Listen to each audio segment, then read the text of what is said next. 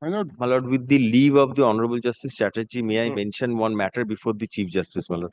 This matter, your lordship was pleased to dismiss. This was a service matter. Your lordship was pleased to dismiss, holding that public interest litigations are not maintainable in service matters. And my lord, this was passed by your lordship, sitting with the Honorable Justice Hiranmoy Bhattacharya. I have made an application for one line that this will not preclude the petitioner to pursue his remedy otherwise. My lord. You filed the application. Yes, I have filed the application, my lord. If your lordship kindly includes, my lord. We can take it up today at 3:30. Application. Oh. Yes. Your lordship is sitting with the Honorable Justice. I'll Yes. give the number. But you will have to inform Mr. Ghosh. Yes. Mr. Dasgupta. Yes, I will circulate a notice. But in their presence, we can do it. My lord. In their presence, we will do it. Yes.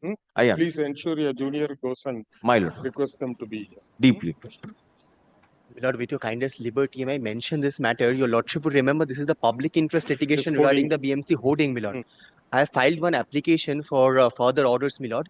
Meanwhile, tenders have been floated while there had been no adjudication on the hoardings which are not identified, which one are legal, which one are illegal. We listed next. My lord, I have filed it, my lord. The public interest litigation has been appearing under the heading to be mentioned before, but now it has been under the heading PIL and it has been appearing as item number 100, 150 like that, my lord. May it be upgraded, my lord, or my lord, it can be fixed under any heading. First, you file the application. My lord, it has been filed. Let it come tomorrow. We will see what is the position. Tomorrow, my lord, I am obliged. No, it's running the list. No? It's there in the list. It is there in the list. Then let us see tomorrow. Yes, Mr. Chakravarti, what is it? My lord, may I hand over the leave? My leave without certificate. Leave grant. Yes. My lord, this is a prayer for assignment, my lord. This is a contempt application. A letter has already been issued to the secretariat, my lord. But the OSD is not there. He'll come back tonight. My lord. Tomorrow I'll do it. I shall resubmit the letter, my lord. Oh, yes, you give one more copy today. All right. Tomorrow, by order passed, contempt application presided over by Justice I.P. Mukherjee and Justice Bishwarup Chaudhary. So, Justice Chaudhary is... He's here. He is now on a single bench. Yes. I'll do it. Yes. I shall resubmit. So may I have a lordship's kind leave to mention a public interest litigation with regard to where we are suffering an interim order with regard to a playground beside Robindra Sarovar Lake, my lord. It was given to some organization, my lord. Your lordship has been pleased to stay the changing of the physical character, my lord. I had mentioned the matter a month back, my lord, stating that, my lord, the upkeep is a problem, my lord, because the lack of upkeep, my lord. The ground is totally, my lord, it's full of, my lord, other trees and bushes, my lord. My lord, kindly takes out the PIL, my lord, whenever your lordship's business permits, my lord, so that the PIL can be heard, my lord. You give the number, let us see. My Lordship, may I have your kind permission to mention the matter before you, Lordship? Lordship, the appellant has been restrained to enter into his own premises due to you please use the mic. Lordship, the appellant has been restrained to enter into his own premises due to the illegal occupants, Lordship. Some eviction suits have been filed in. We have initiated some eviction suits, Lordship. We have lodged the FIR. We have lodged the complaint, but nothing has been taken, Lordship. Let the matter. No, what happened to your writ petition? We are not allowed to enter into the premises, Lordship. My minor daughter is staying in the premises along with my wife, and I'm not allowed to. It's a fresh matter. It's a fresh matter, Lordship. May I be permitted to draw the attention of the Lordship? I have sent a representation by email addressing your Lordship regarding the misbehavior I have suffered from the Honorable Justice Devanshu Bosak. My manual has been dismissed on the basis of falsehood. I have submitted one record as my submission whether the coordinate revision bench was pleased to hold that I have got a strong arguable case. My lord, my move of submissions have been deliberately omitted. And my lord, I am telling you, Lord, my kindly, we fold the hands, my lord. Allow me to conclude, my lord. My submission before your lordship is this. I am paying for a division. I am paying for a bench to dispose of the review application, which should be independent of the Honorable Devanshu Bosak. That can't be, no. The rule doesn't permit. If the learned judge is elevated or retired, then a fresh bench can be called. Or if the bench releases the matter. His lordship releases it. His lordship's personal interest to hurt me because my letter dated September 28 addressing the Honorable Chief Justice of India, the Sundivan government and Mr. Devduta Sahara were unable to become judges. I have recorded that. I don't want because their names were proposed by striking down my name. You file the review, I filed it, my lord. My lord, kindly, I submitted the Xerox copy of the entire document. No. We can't take it on the administrative side. I can't do it. If the bench releases the matter, it can be assigned. My lord, may I request you, Lordship, take something steps so that you Lordship release the matter. Otherwise, his Lordship will not release my matter. That we can't advise. We can't advise. Yes. My lord, may I permit to mention, my lord?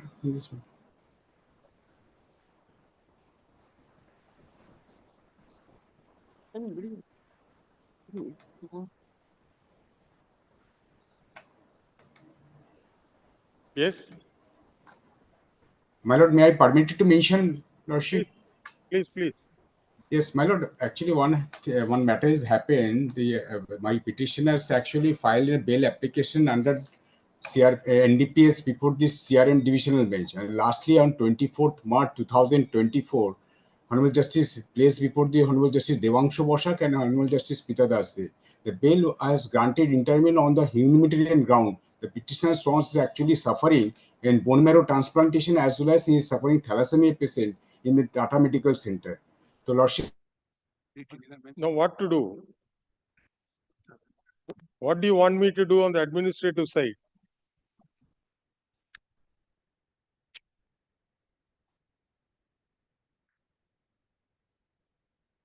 Yes. What do you want me to do on the administrative side? Sir, you please unmute yourself. Your audio is not there.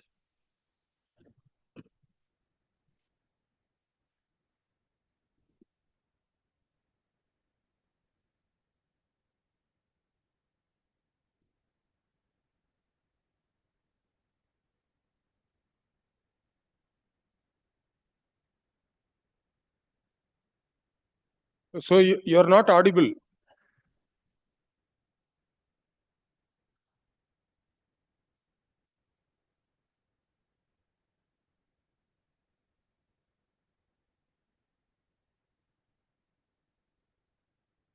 You please log out and once again log in. No, you're not audible. Please rejoin. Yes, please call. Appellate side, daily list, serial number 1. My lord, this is. Sir, you're not audible, sir. Mr. Sinaroy, you're not audible. You please log out and rejoin. Yes. My lord, this is my appeal. I appear for Union of India and postal authorities. My lord, in this appeal, the seminal question which arises for consideration is that whether a person who has invested his small savings in the post office can be allowed to be defrauded by the agent appointed by the postal authority, and the postal department would not take any responsibility for the same, in the pretext that a criminal trial has commenced against that delinquent agent and they are not liable. In the impugned order, the learned single judge has been pleased to hold that since a criminal proceedings is already initiated, the writ court cannot go into that, and there is no question of vicarious liability. In completely disregarding the settled principles of under section 226 of the Contract Act, which specifically says that for any delinquent action by the agent, the principal is liable, number one. And number two, the law which has been set out by the Honorable Supreme Court in a 3-judge bench led by the present Chief Justice, Justice Khanna, that in a bank case, that the bank, in case of a fraudulent check being encashed, even the bank itself is not liable, but cannot evade its responsibility. So that is the moot question. My plea would be, my lord, let the appeal be admitted and then it be fixed for the final hearing. Yes, my lord. I am, My land friend has not- Lordship can see that I am against the behemoth. All it's right, not, it's not the case for admission at all, because my land friend has not placed the facts. Firstly, a I writ may. petition was moved before the earlier coordinate bench. Hmm. There, the learned judge had been pleased to give direction for settlement of the dispute. It was our consistent stand that the agent is not appointed by us. Agent is appointed by the state government small savings department. And therefore, there is no liability of the postal department, number one. Number two is that in that writ petition, since no relief was obtained, no settlement was arrived at, a contempt application was filed. That was dismissed with observation, there is no contempt. Then, my lord, the second writ petition. It is categorically observed by the learned single judge in the impugned order of appeal that the question of estoppel, issue estoppel, and it is not argued, recorded, but I argue the question of res judicata also applies. Third question is the question of vicarious liability comes only when there is a relationship. The criminal court, on a detailed full investigation, has come to a finding that the postal authorities are not responsible, they have been discharged.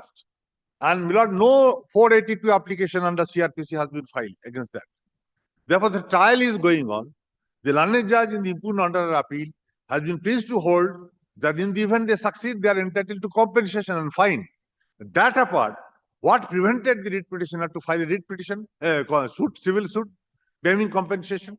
Now, it is a case of a clear fraud committed by some agents, 3 agents who are accused in the criminal trial, who have defrauded and misled everybody and my land friend's client, and that is why this has occasioned.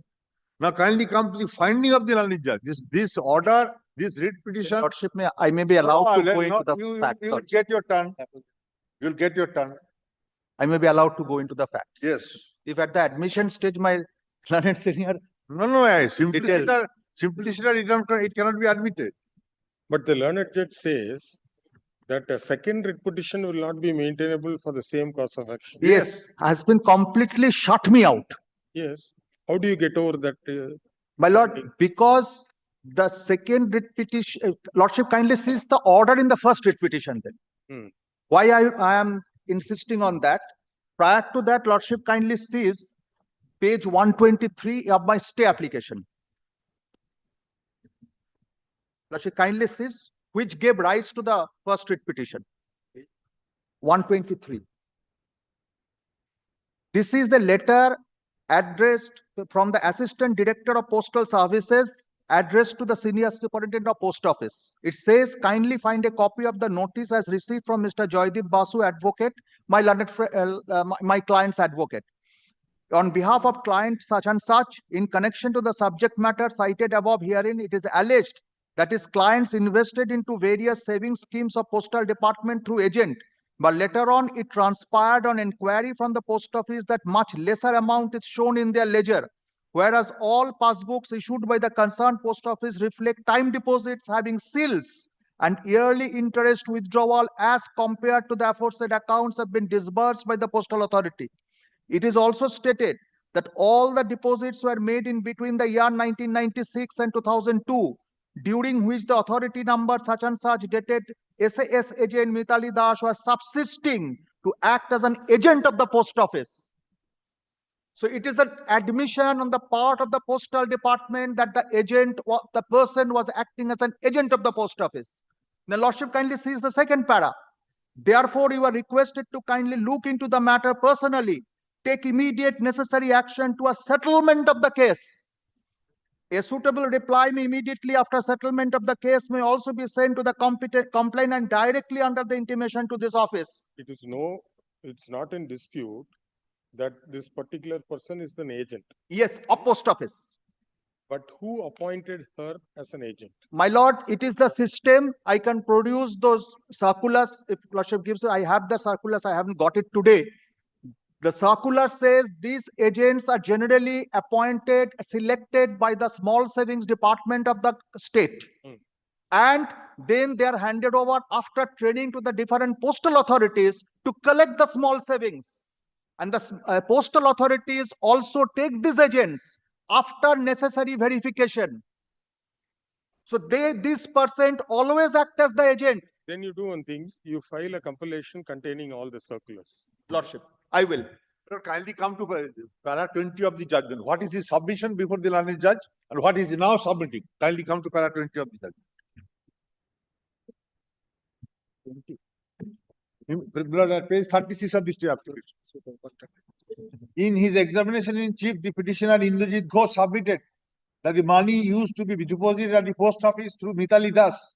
She had handed over the original passbooks with the stamp and signature of the postmaster, and 20 teachers' passbooks had been given to him. Mitali took steps for opening these postal accounts which were mentioned in the passbook. This is the consistent finding and submission that Mitali Das was appointed by the small savings department. See, you Para are trying 21. to- See, where is the privity between yourself and the postal department? Yes. There is an agent appointed. You have given the money to the agent. The agent produced a passbook saying as if so-and-so money was deposited. But as per the accounts of the postal department, lesser amount has been deposited. That they will be willing to settle. But in the meantime, if this lady has misappropriated and created a false document, that is a subject matter of That trial. is the thing. The postal, So what is the stage of the criminal trial? it is for last 20 years it is pending. No. On the submission of my learned friend appearing for the state, it is a The order include, my lord, I have stated, my lord, all that misleading trial submissions. is commenced, trial is going on in this matter, and jurisdiction court at the stage of trial. In 20 paragraph- years. Paragraph 9, my lord, I have My lord, 2006 is my FIR. Evidence has not been taken up. Only the trial has trial has on the day. 2006. We have also filed FIRs. The postal authorities. The writ petitioner has deposed before the trial Yes, court, he has deposed. and cross-examination is over. Cross-examination is continuing.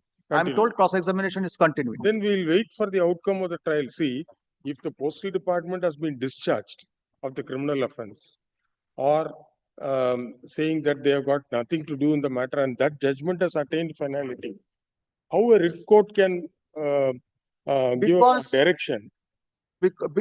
On the ground, my lord, that the postal agent cannot act.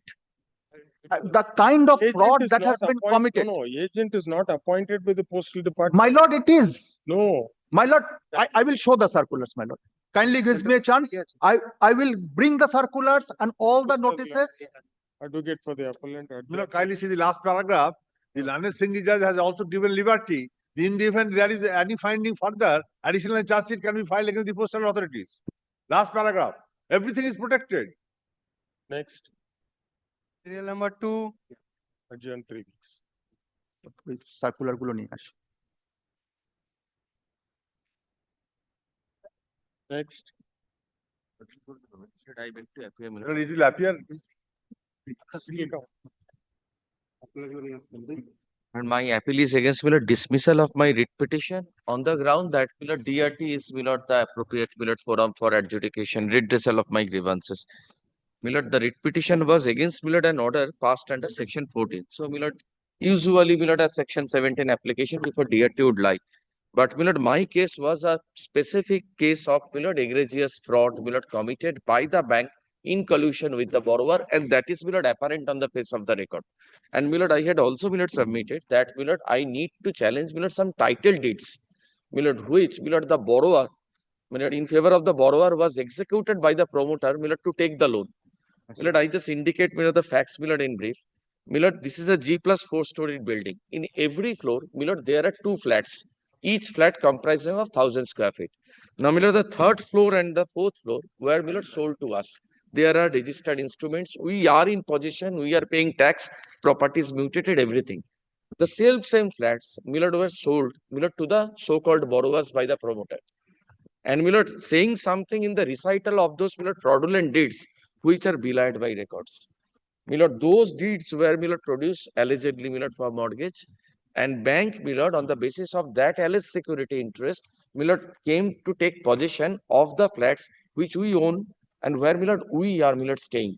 So, my lord, this was, my lord, the nature of fraud perpetrated. Now, my lord, there are decisions, my lord, we are carrying those need not trouble your lordship, which says that if, my lord, a fraud is there pleaded and, my lord, prima facie proved, then, my lord, DRT cannot have jurisdiction, my lord, to decide fraud. Secondly, my lord, here is a civil right, which is also, my lord, request to be adjudicated. So, my lord, so far as fraud is concerned, writ court can, my lord, take, my lord, care of that.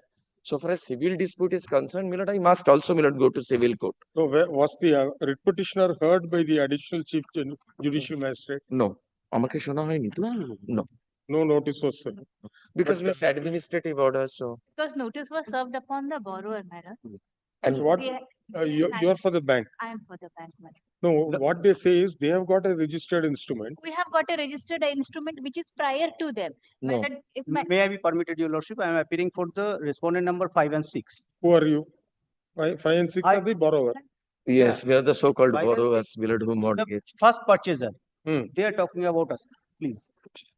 My lord, these are all annexed. Yes, my definitely. lord. Some of those documents are annexed, some are not. The writ petitioner's case suffers from material suppression of material fact and complete falsification of the fact. First, your lordship, the tag number 1, this is my title deed. No, And- Yes, that is tagged in your writ petition. একটা যদি কিছু দেখান তাহলে। Amar deed. This is the tag number 1 is my deed. In the year 2016, I purchased a duplex.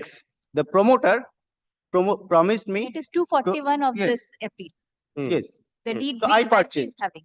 Thereafter, my case is Hmm. in collusion with the promoter and taking advantage of my absence during the lockdown period.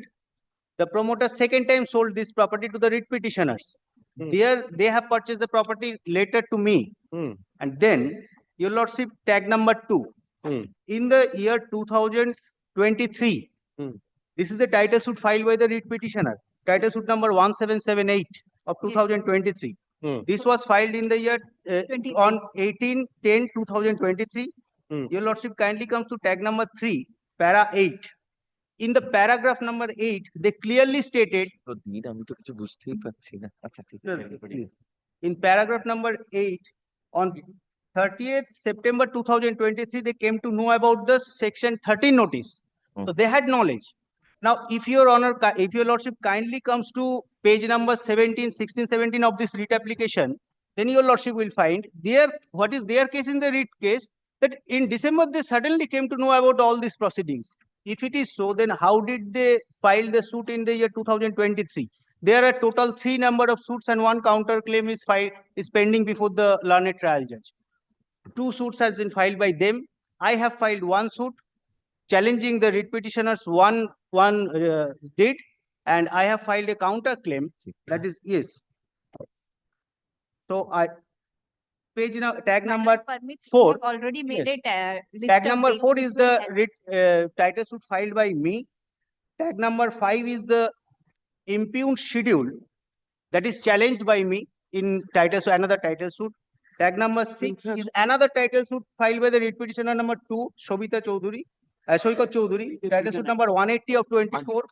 কোথায় বলা আছে Then শোনো? tag number What 7, else? your lordship, my counterclaim challenging their deed. So when I am challenging their deed on the ground of fraud, that litigation is pending. They have suppressed all these facts before the writ court. And then their cases suddenly after passing this OA order, they have came to know all this. This is not true.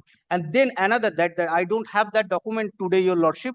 They have filed one criminal case also in Patuli PS that is also pending.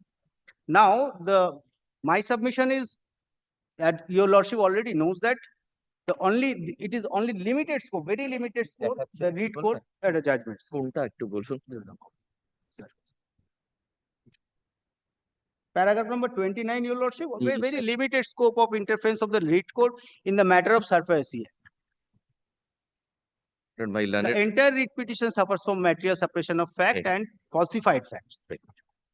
Lordship kindly comes to. But if your deed is subsequent to their deed, minute I have something and to you say, have rightly you have gone to the civil court for a declaration. minute my learned friend hijacked me. Minute I could not conclude my submission. May I show minute 1 page then? Kindly minute turn to page 250. my learned friend has submitted, rather aids me and helps me. Page 250 is continuation of the instrument, that starts at page 241. I believe the same instrument has been made over by my learned Yes, friend to your lordship. Yes. No, বলছি sir একটুখানি, please. Hmm. Page 250, is the recital. Hmm. Recital is continuing. Hmm. Kindly take, towards the middle of page 250, Hmm. the paragraph which starts with, and whereas by an agreement dated 24th August 2013. May I, place this paragraph? This is the foundation of the deed of conveyance executed in my learned friend's client's favor. By an agreement dated 24th August 2013, executed between the vendor, numbers 1, 2, 3, 1 and 3, 2, they are the petitioners herein, and the developers, my learned friend is not representing. The said vendors handed over their right in third floor flat in favor of developers herein in lieu of first floor. So, a story was made out in the recital of his deed that third floor was given to us. Then, do we relinquish third floor? We took first floor in exchange of that, and third floor was subsequently sold to him. This relinquishment is nowhere there. This first floor being given to us is nowhere there. Therefore, the correctness of the recitals has to be tested. In a civil It is court. not a case of as if the debt recovery tribunal cannot examine this issue. Yes, May I? They can always examine this issue. I am armed with a few decisions Please. which say, I'm sorry, I'm traveling, your lordship. No, no. ওই সেকেন্ডটা যেটা tick মারলাম, না second যেটা আমি এক্ষুনি দেখলাম,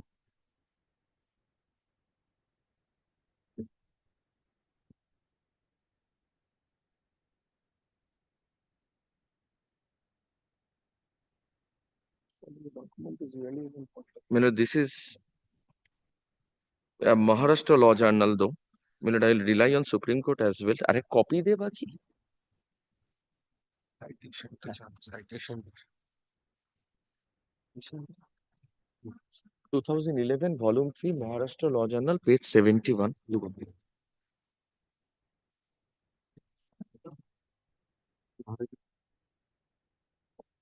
I know, I should not, cite the head note, but, so many paragraphs are involved. So, if, kindly just take note of, the head note D and E, for a quick look at it.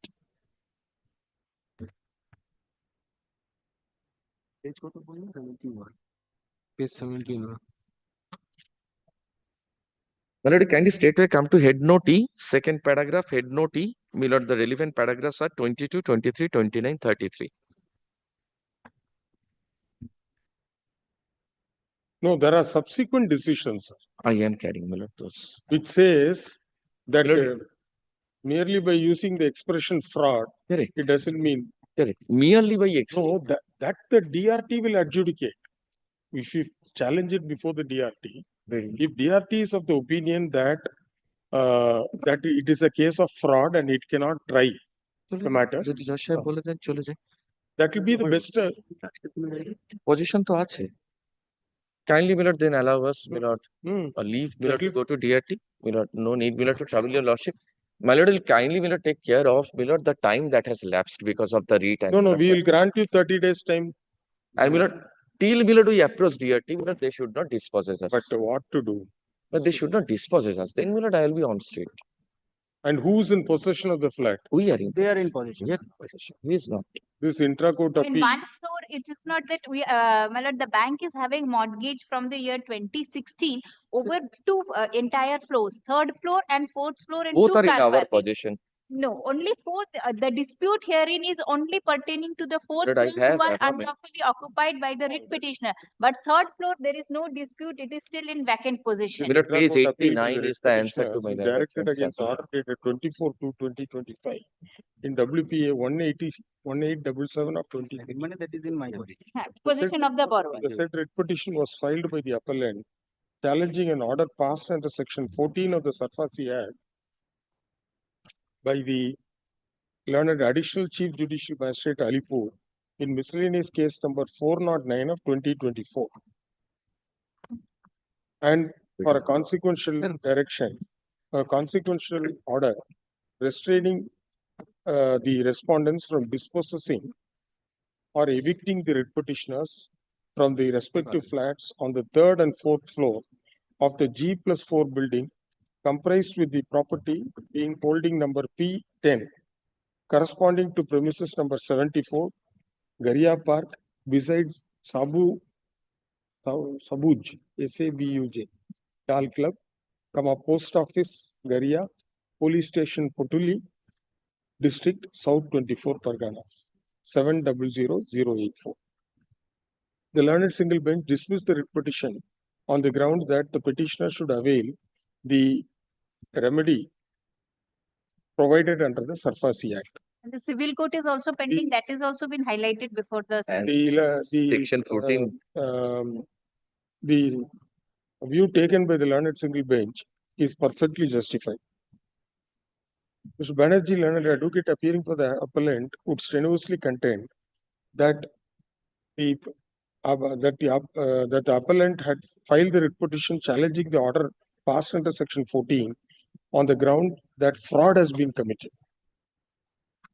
And this issue cannot be adjudicated by the Debt Recovery Tribunal.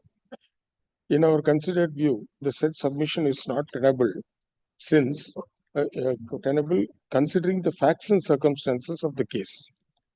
The respondents 5 and 6 are said to have purchased the very same flats which were sold to them by the developer On 18th February 2016.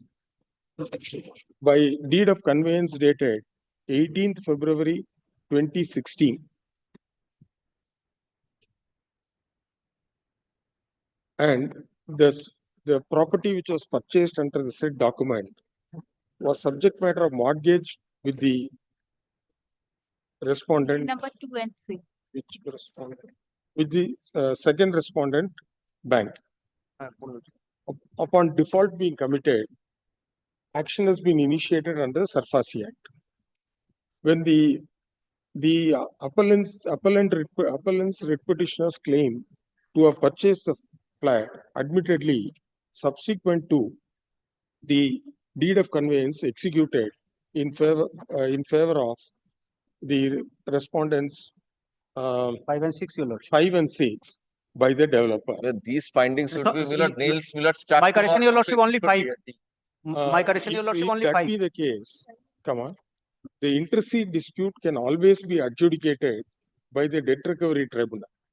And in the event the learned tribunal comes to the conclusion that it is a case of fraud and that it will not be in a position to decide this matter, it will be well open to the tribunal to pass appropriate orders.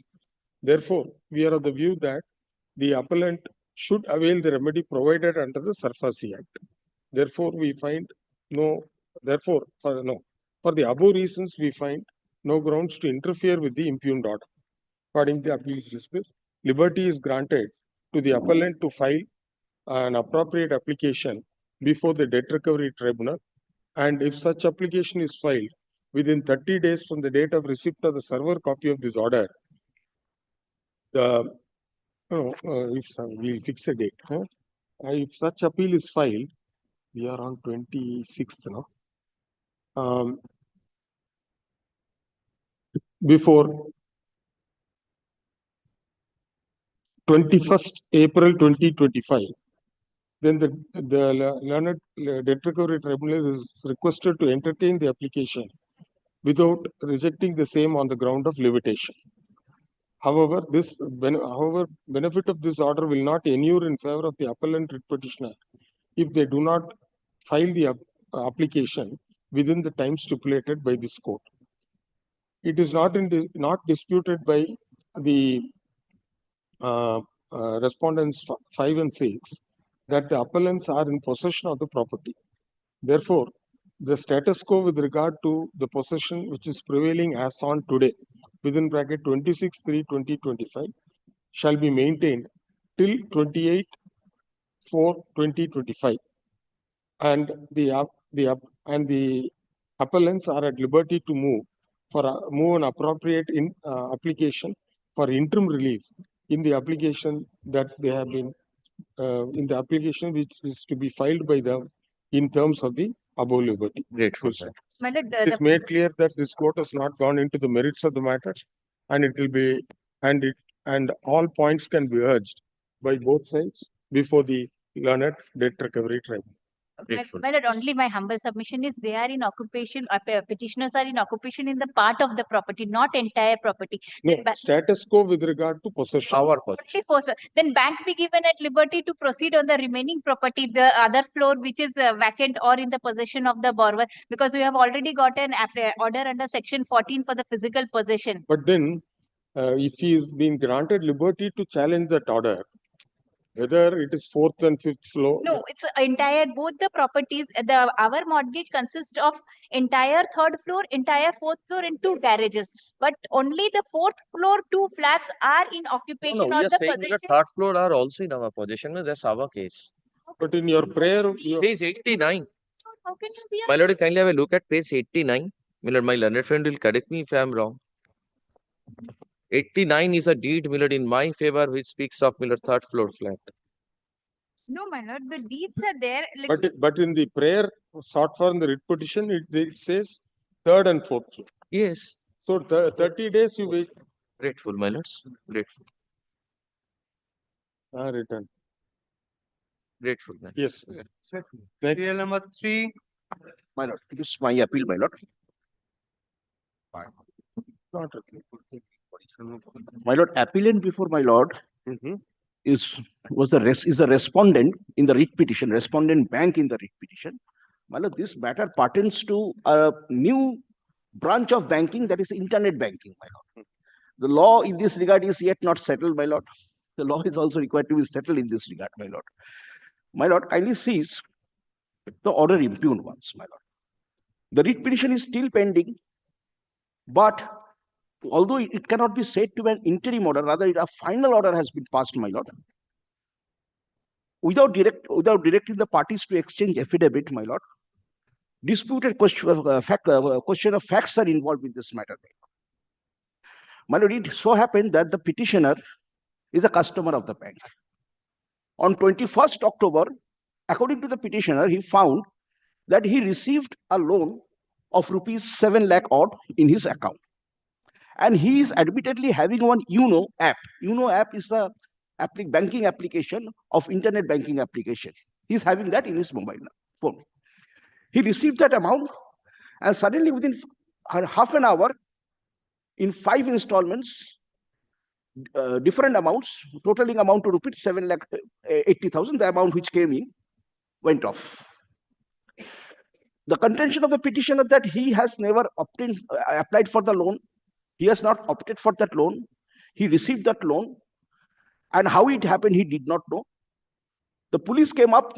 In the report, police said that investigation is going on, but the police authorities or the learned advocate appearing on behalf of the state respondent submitted the petitioner may not be at fault.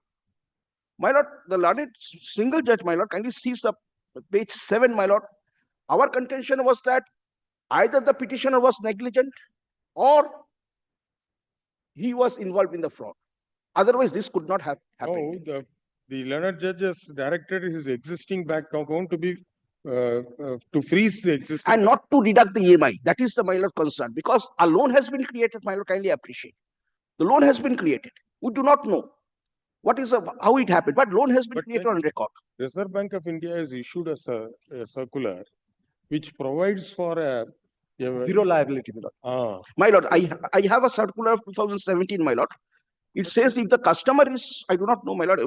My lord, in which paragraph of the order are you agreed? My lord, kindly see. The bank is also directed to continue the internal investigation. My lord, paragraph 14, my lord. I am agreed by paragraph 14. Existing bank account of the petitioner shall be immediately be frozen so that further money cannot be deducted. Therefore, for meeting the EMI. EMI, my lord.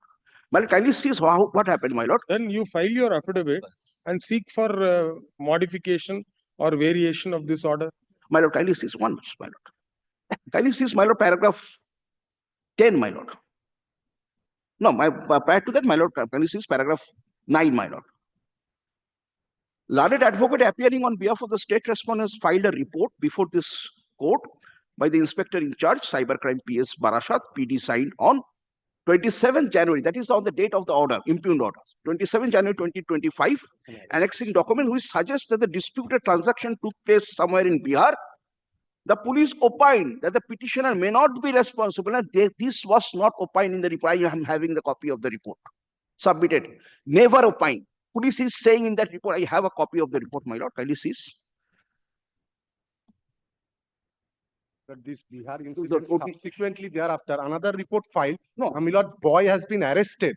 Who has, my lord, siphoned off the entire. No, that was also. Jharkhand. They are also still investigating. In the subsequent report also, they say they are still investigating. My lord, kindly sees the second page of the report. My lord, kindly sees. Actual offender. Yes, correct.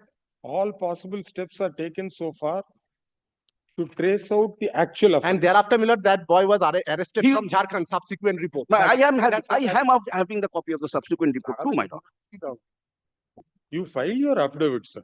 My lord, that is also one of my area where I am aggrieved, my lord. We have not been asked to file any affidavit. We will direct. Within 2 weeks, you file your affidavit, serve it, and seek for variation.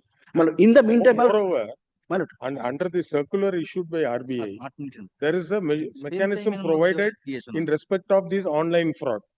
My lord, we have conducted an internal investigation. Nothing is being done. We have conducted. And we have come to the conclusion after conducting the internal investigation. Whose application did you sanction the loan? No, my lord, it was intended. My lord, kindly see, kindly appreciate. Suddenly, in his bank account, 7 lakh rupees is being what happened, my lord?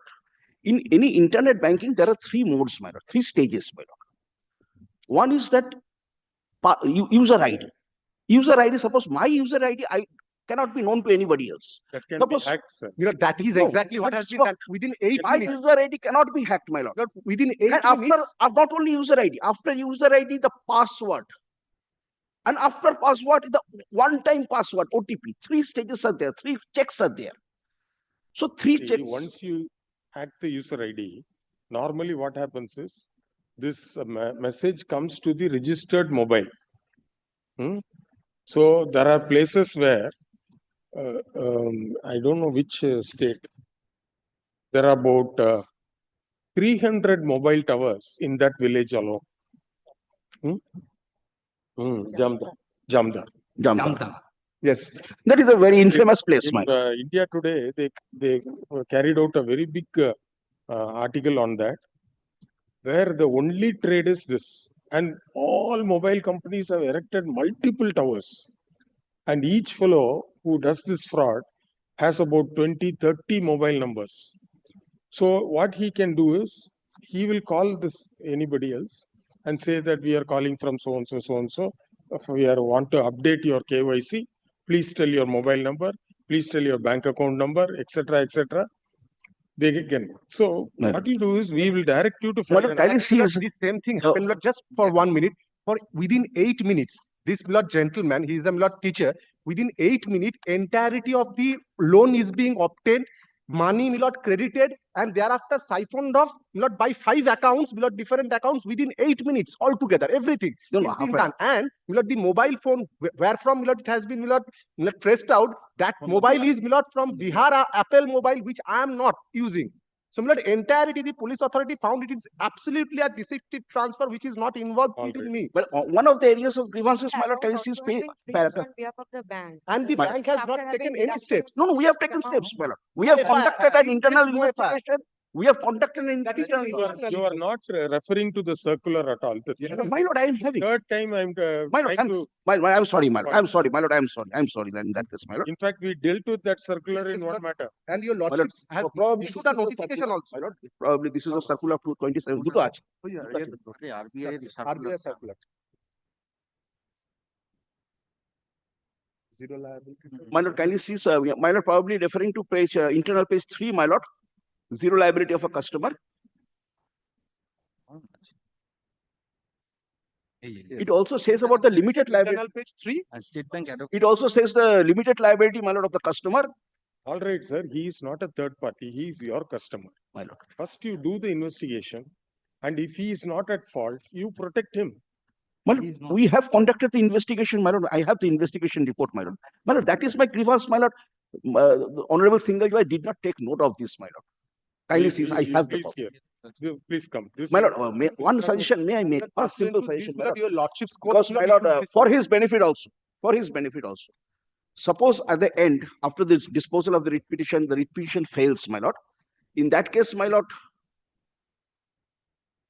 benefit করতে হবে bank অনেক no, no, no. দিয়েছে আমার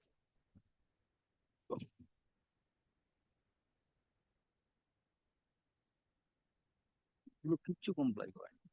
This circular was issued. Yes, my lord. My lord, suppose the writ petition fails at the end, my lord, then in that case, my lord, he'll be requiring, well, for his benefit only, he'll be required to pay a huge amount of EMI that will get accumulated.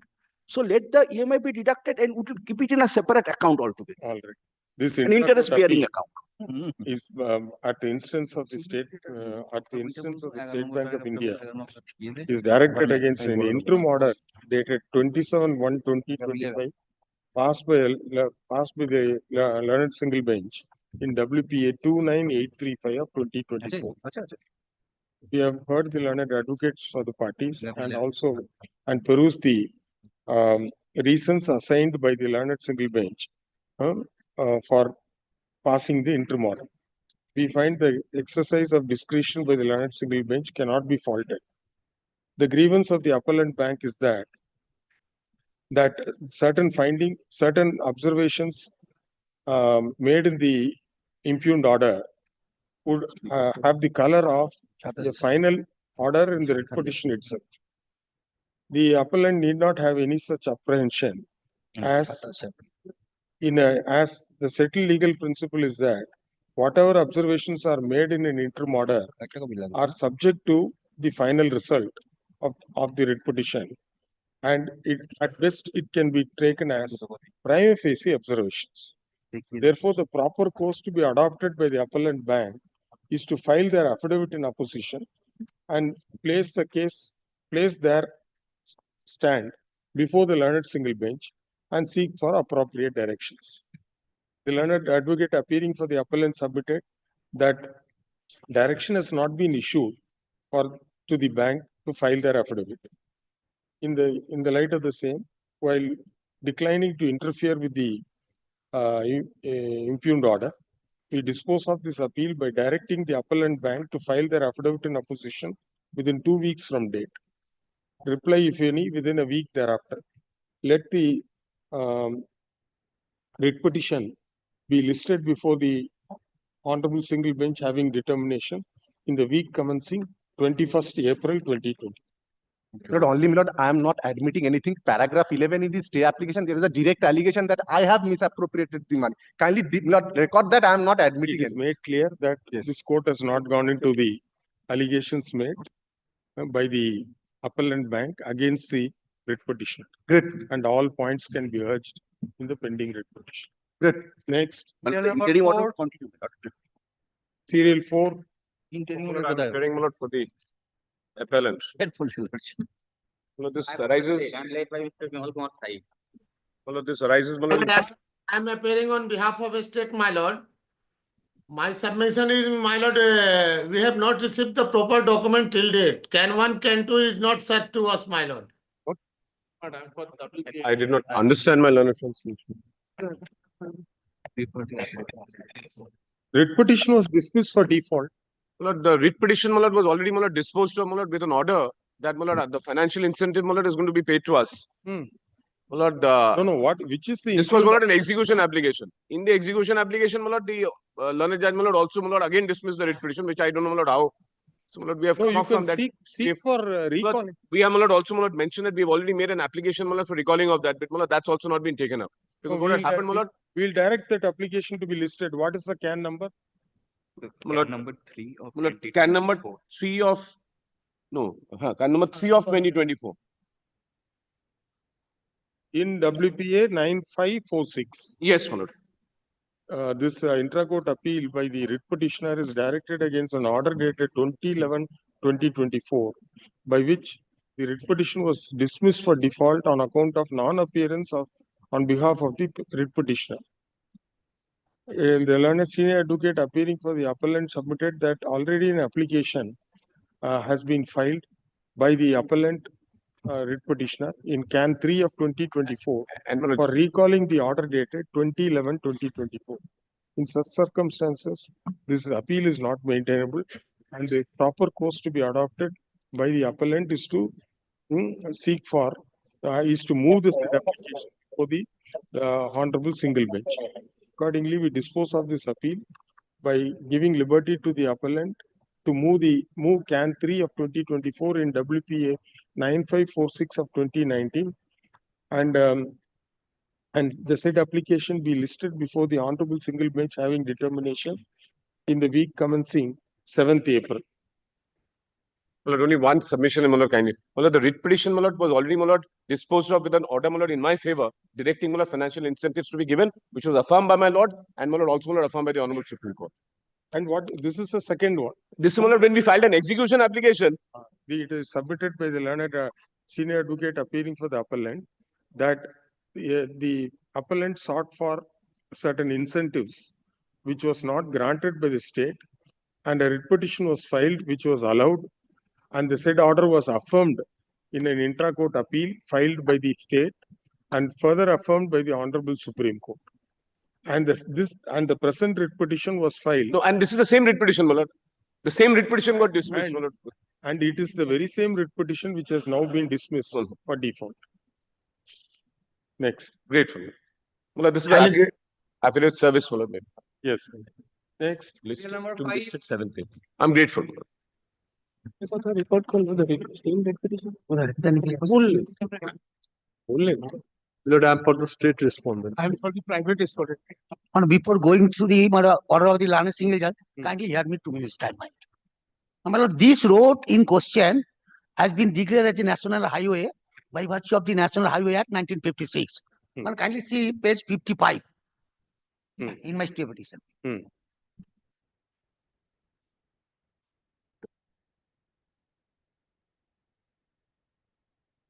also got it? But I'm as per section 2 of the said act. When I'm reading that, in excess of the power conferred under subsection 2 of section 2 of the National Highway Act 1956, and the central government hereby declare each of the highways specified in column 3 of the table below to be national highway as specified in the corresponding 2. But next page, page 56. But can you see page 56? But last 116B. Has you also got it? 116B. Last column. 116B. Yes. Now kindly see the road. The highway starting from the Nandakumar on NH 1116 connecting to Kontai Diga, terminating Chandaneshwar. But this road in question, now that has been declared as a national highway. Now, my lord, the state government in 2012, this notification has been issued. In 2012. In 2015, what the state government has done, they gazette notification. Kindly see page 47. Calcutta Gazette.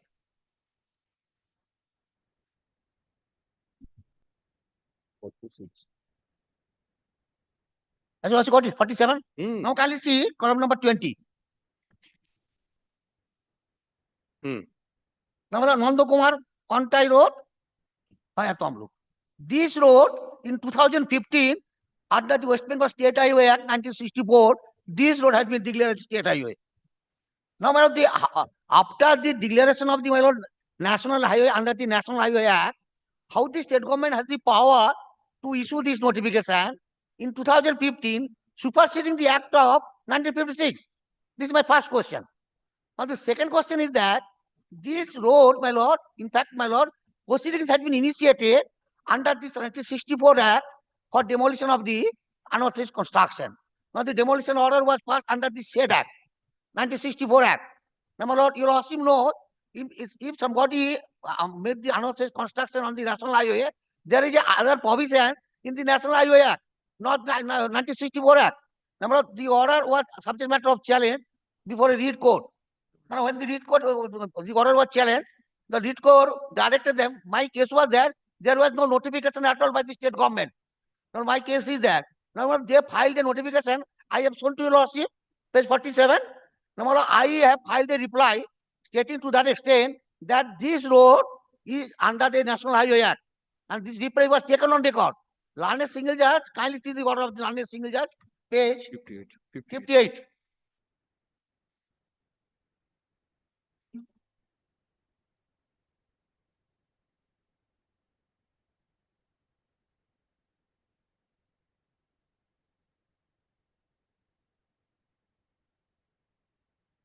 The National Highway Act has not been taken into account. I have given this reply. Now, London Secretary passed an order to demolish on the basis of the act, which is not applicable at all. 10th order was passed.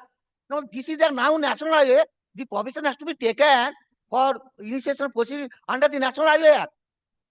And how the state highway act will come into force? Now, kindly see the act itself.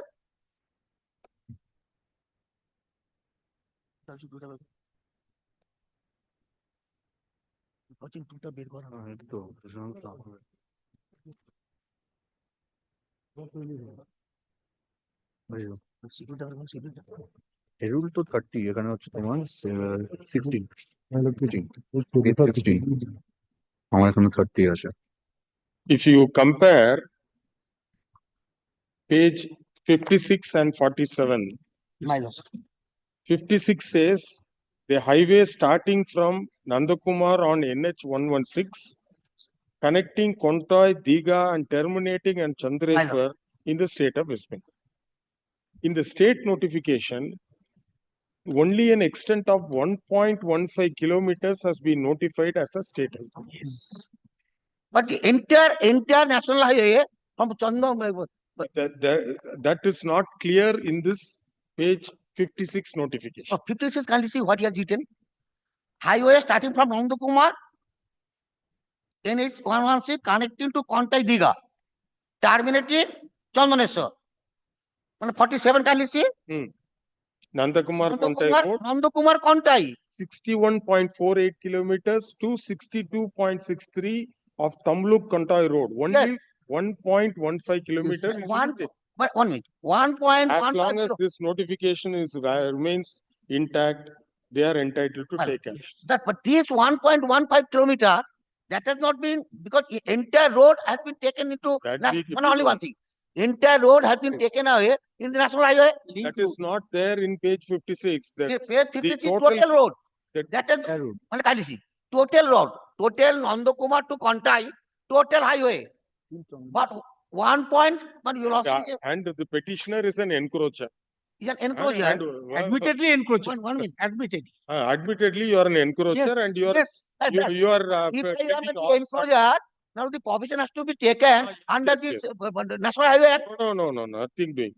If you have constructed a building in your property and there is a small something, you put up a culvert or something like that on a highway, then you can plead, no, this my boundary is like this, my measurement they didn't take properly.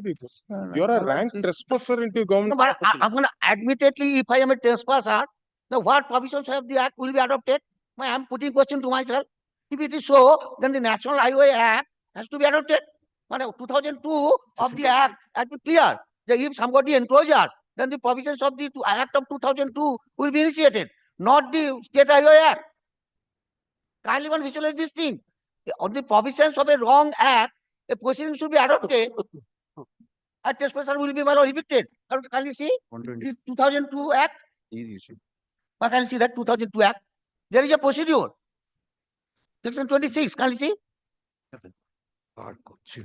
Under the Act 2002, there is a procedure. Section 26. Therefore, under this provision of the Act, procedure should be initiated. Section 22. Section 3 also empowers the state. Section 22.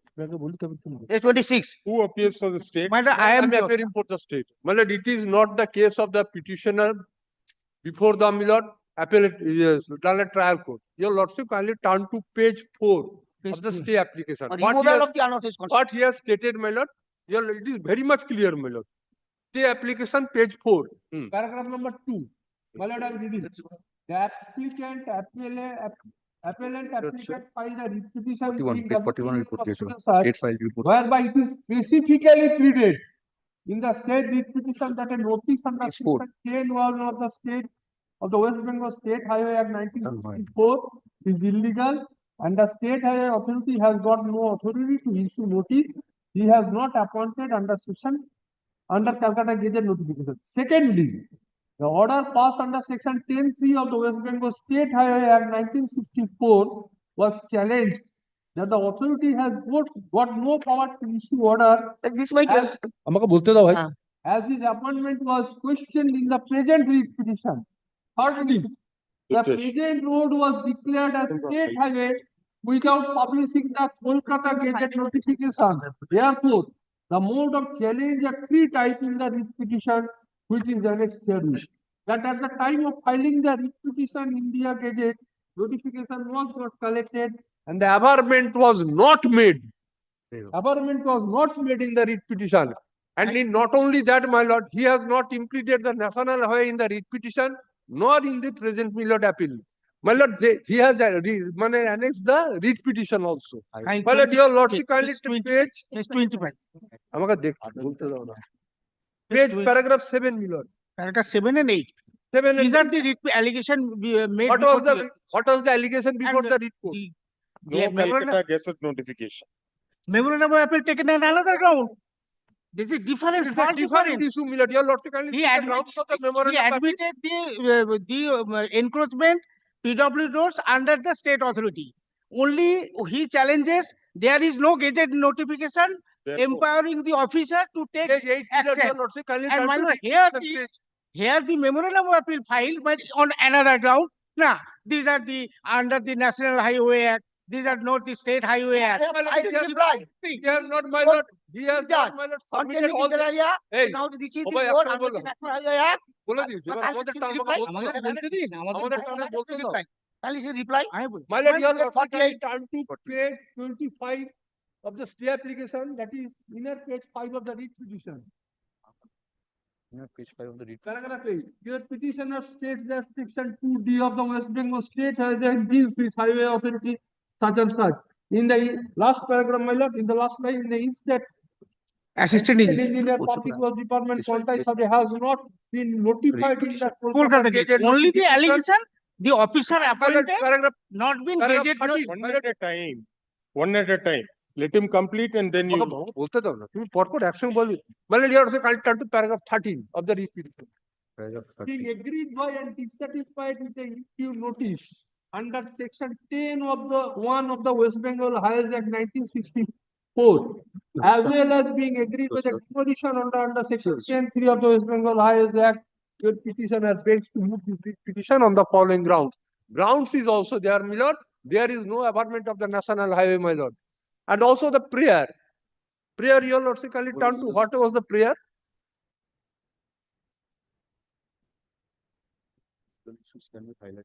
Page 31, my lord. To issue writ in the nature of mandamus commending the respondents to receive the cancel, withdraw the issued order, demolition such and such to the writ petition and also to close the notice under section 10(1) of the such and such. My lord, 10(1) proceedings has been initiated. Thereafter 10(2), 10(3), my lord, was issued by the SDO. He appeared before the authority and he has admitted there is a provision appeal. He has not availed that. Without availing the, my lord, the provision of appeal, he straightway came before this honorable court filing the writ petition. My lord, your lordship, next, my lord, at the time of hearing, my lord, your lordship, kindly turn to page. The Honorable Justice Amrita Sinha passed, my lord, in the order what he was challenged. Next colony. Next colony. Page 41. Page 41. 41. 41. Sorry, my lord. Page 44. Yes. 28 January 2025. My lord. 58. Can application. In the report filed by the assistant engineer, quantity subsection PWD notification published by the Public Works Department declaring the subject road to be the state highway. Is annexed with but the gazette notification in terms of section such and such. The petitioner has challenged the appointment of the highway authority. Specific submission is that the notification regarding appointment of the highway authority has not been published in the official gazette. Learned advocate on behalf of the state respond directed to file an affidavit annexing the official gazette notification under section 3(5) of the Employment Act 1964 by 14th February 2025. My lord, then my lord 47. We have filed the report by gazette notification. And on that date, my lord, What he has submitted, my lord, he has annexed not annexed that order.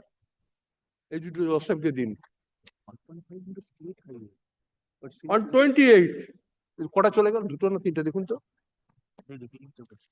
he specifically submitted these affidavits are Millard wrong and false affidavit.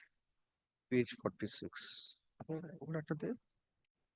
The London Council for the petitioner paragraph 2 asserts that the subject notification has not been gazetted. Specific submission made by the London Council is the assistant engineer sworn with false affidavit before this court. Petitioner is given to file exception such and such. Thereafter, my lord, next page, the first page of the subject gazette shall be produced before the court, the London advocate for the state on the returnable date. It is made clear if on the adjourned date the petitioner is unable to satisfy the court, the assistant engineer has sworn false affidavit before this court, then hefty cost will be imposed by the petitioner. On the next date, my lord, we have, my lord, submitted before the honorable court the entire gazette notification. And accordingly, this order has been passed. He has not, my lord, taken this point before the honorable single judge and before the read court. He said, new cause of action, new pleading, my lord, he has been impleaded in this petition. Therefore, this, my lord, appeal is liable to be dismissed. Yes. Well, I'll give this reply. One second. Let him also complete, then you. Yes. You are appearing for? My lord, I'm the private respondent, my lord. I am objector of the case. I am obstructed from the encroachment. And my lord, the petitioner, my lord, and along with others, two accomplices, my lord, they obstructed me, and I have objection filed before the authority concerned. My lord, the authority take initiated proceedings and all other proceedings. The petitioner along with. You are an added respondent in the writ petition. Added respondent, my lord. I am not impleaded as a party. That's why I am filed application before the writ So court. you are impleaded as the seventh respondent. My lord. You are impleaded as the seventh respondent. Yes, my lord. My lord, the writ petitioner, my lord, already participated all proceedings initiated by the authority, and even in the final proceedings. Thereafter, aggrieved on final order, my lord, the filed writ petition. Only the two grounds. There is no power to the officer of the state PWD authority because no gazette. Because no gazette notification. These are the grounds of the only writ petition, my lord. And my lord, kindly see the impugned appeal file, my file in another grounds. No, the state has no authority. These are because under the India's central authority. These are this. My lord, this is different things. My lord, kindly see authority impugn order passed by the authority concerned. Authority order. This is, my lord, page number 38 of stay application. 38. My lord, yes, my lord, kindly see a big paragraph, my lord, middle. One private respondent, Arup Kumar Pal, this is the writ petitioner, stated that she was not informed during measurement and measurement was not done properly. But it is clear from the report AEPWD Contai subdivision that notice under section 10(1) of WB Highway Act 1964 was issued for hearing on 12th March 2024. But Arup Kumar Pal prayed for another date, and accordingly 19th March 2024 was fixed for hearing. Then he applied for 16 April 2024 to change the date. Assistant Engineer PWD Contai subdivision then fixed a new date of hearing on 30th April 2024. All were present in that hearing. So his claim being unaware about the hearing does not stand. He also mentioned during this hearing that a case is running at civil court and he wants to some more time. But for government plot, civil suit does not imply, and his petition wanting more time is rejected. But I'll see next paragraph. Other two respondents, namely Molloy Sau, proprietor of Sau fruit juice, and Lassi Center of Sherpur, Etwadibar, admitted that they have occupied government plot of land, Ilar plot such and such, which is recorded in favor of development roads of West Bengal. These are the admission. And then, my lord, the removal of encroachment order was passed by the authority. These are the challenge before the writ court. only allegation, the officer who have initiated proceeding and passed removal order have no power because of there is no gazette notification. These are the writ petition ground. And I can see one my learned friend state authority also submitted gazette notification, and after producing gazette notification, the writ court was pleased to pass the impugn order. And there is observation writ court in the impugn order, there no one can right to challenge the gazette notification. These are the grounds, my lord, the dismissal of writ petition. My lord, kindly see once more, these are the link rule. Lordship absolutely ascertain the point of highway and link road. Kindly see the gazette notification once again, my lord, the 47. 46, my lord. Kindly see. Kindly see 16, item serial number 16. These are the entire road, link road, Kontai, Tomluk to Kontai. These are the national highway, bypass. Through bypass.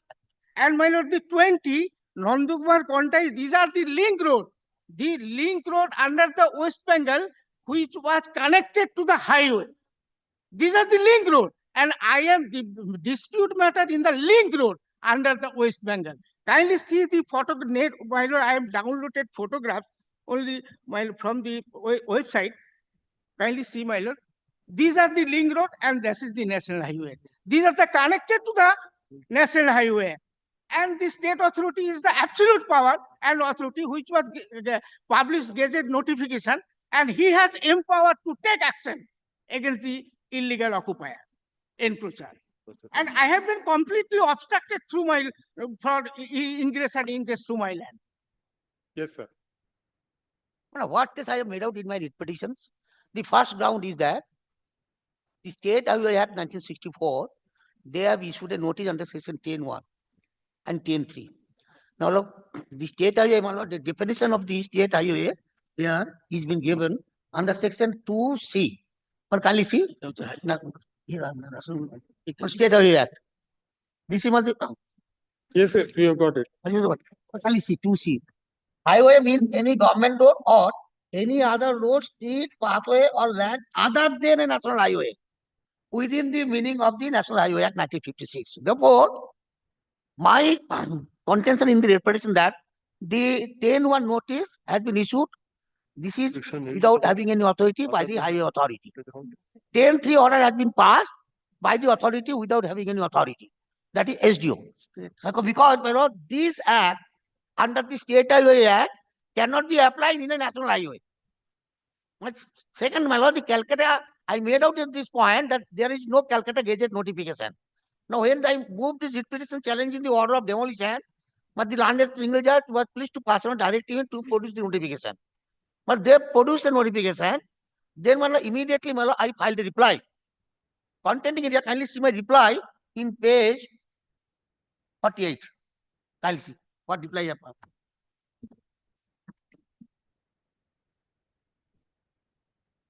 48. I just got it. I have annexed this entire notification of the India Gazette notification. And page 52. I have shown to your lordship this road. Now there I have taken this point. State government has got no power to issue any notification since under the cover of the National Act 1956. The power by law under section 26 of the Act 2002, the power has been given for removal of the unauthorized construction if somebody encroaches the national highway. Now the 10.1, 10.3 cannot be applied to that extent. Therefore, kindly say 26 of the Act. We saw 26. Therefore, even if proceedings is to be initiated, a man cannot be ousted by a wrong proceeding. All right.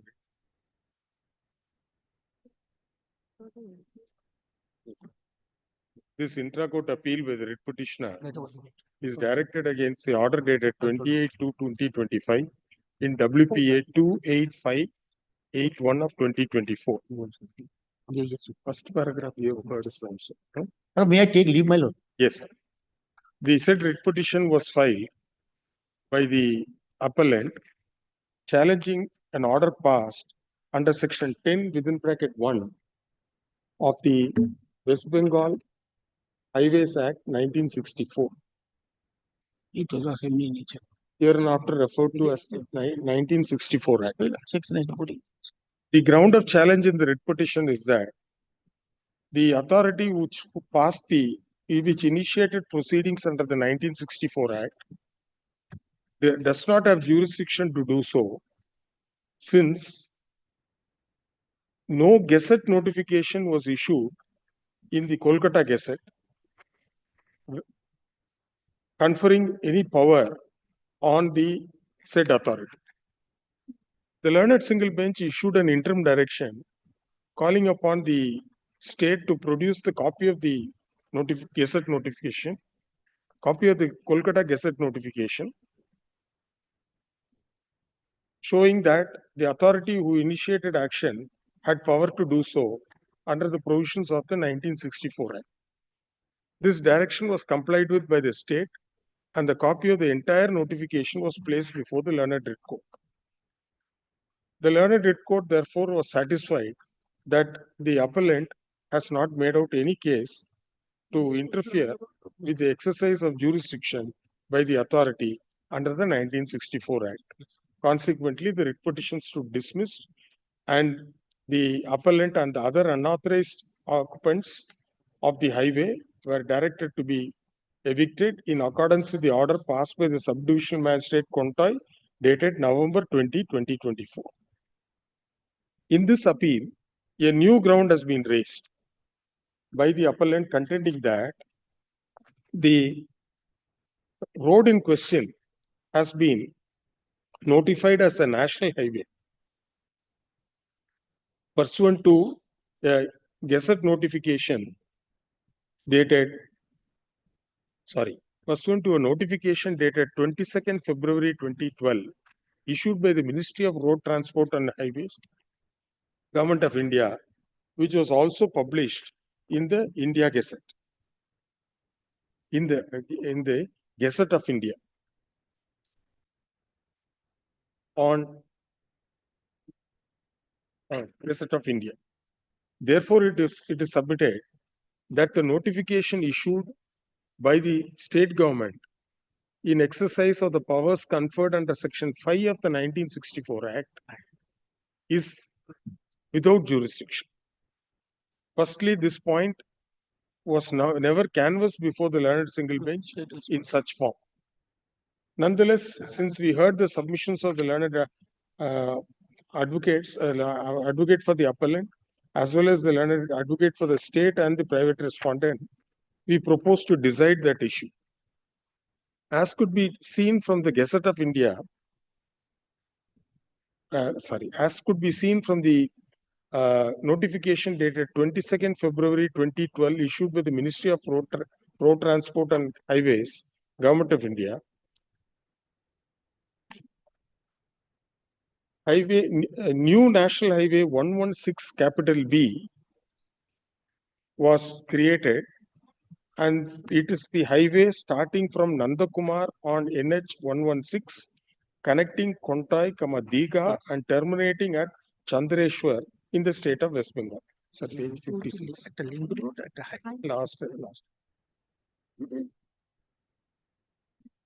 If we compare this national highway, the description of the national highway, with that of the notification issued by the government of West Bengal in the Kolkata Gazette, we find that what has been notified is a link road. This is also evident from the Google map, a copy of which has been produced by the learned advocate appearing for the private respondent who was the complainant. Apart from that, the notification also mentions the length of the link road in kilometers. Therefore, it is clear that the two roads are different, and what is notified by the state government is the link road and not the national highway. Therefore, the ground raised by the appellant for the first time in this appeal has to necessarily fail.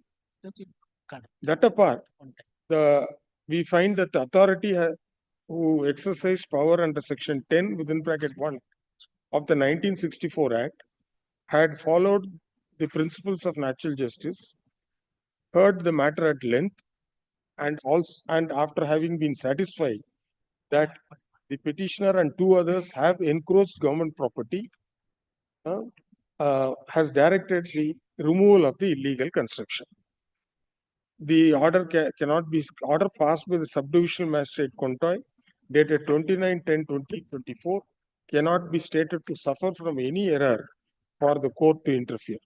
Therefore, the learned single bench was fully justified in dismissing the writ petition and directing the implementation of the said order dated 29/10/2024.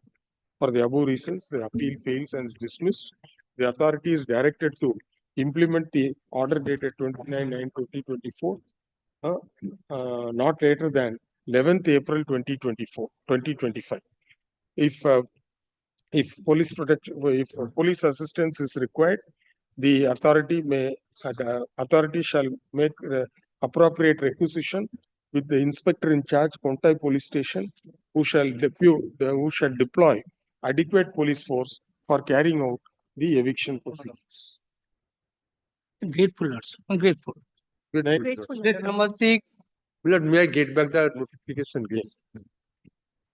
Item 6. Lord, item number 6, 7, and 8 are the analogous matter. Lord, Mr. HON'BLE is applying for the appellant, Lord. I'm led by him.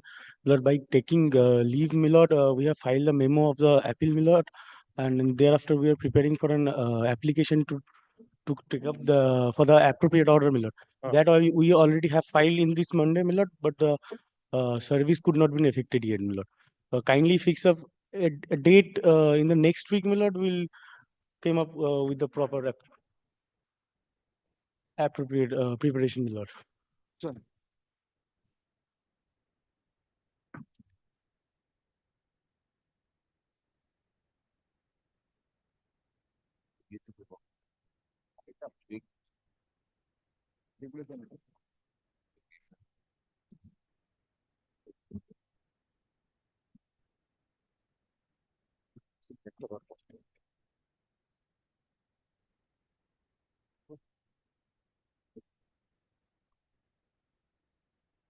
Nine.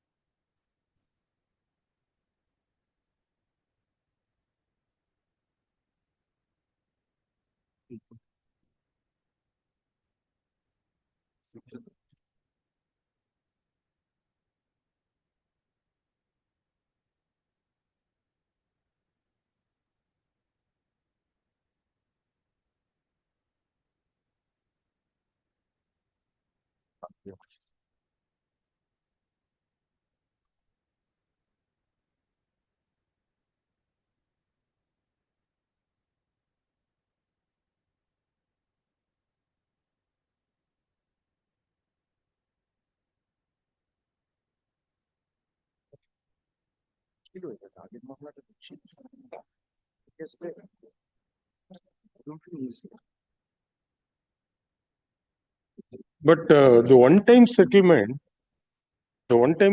offer was withdrawn. Thereafter, even assuming you had paid some money, Lord, with a brief, Lord, I am not exactly aware of. Service is not yet complete. Yes, Lord. All right. List after completion of service and notice on the respondents. 6, 7, 8, and 9. No, 6, 7, 8. Serial number 9. May it please your lordship.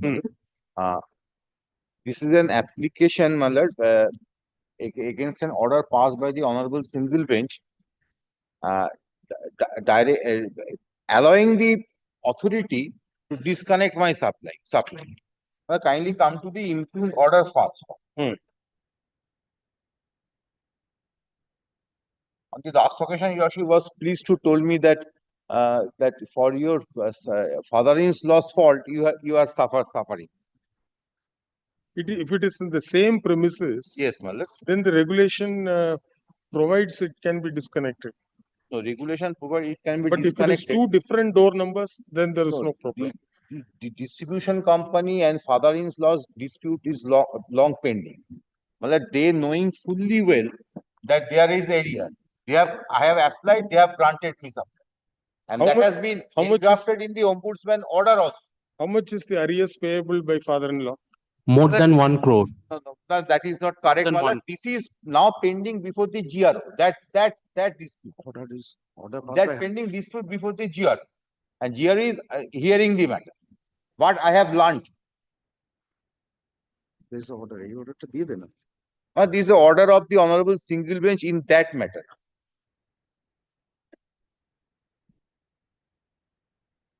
So the supply has been disconnected. Supply has been disconnected on the very date when the writ application was disposed. All right. Now, what is the dispute pending before GRO? GRO regarding the father-in-law dispute pending before the GRO. What is? Actually, what is the amount due, area, etc. that has been pending?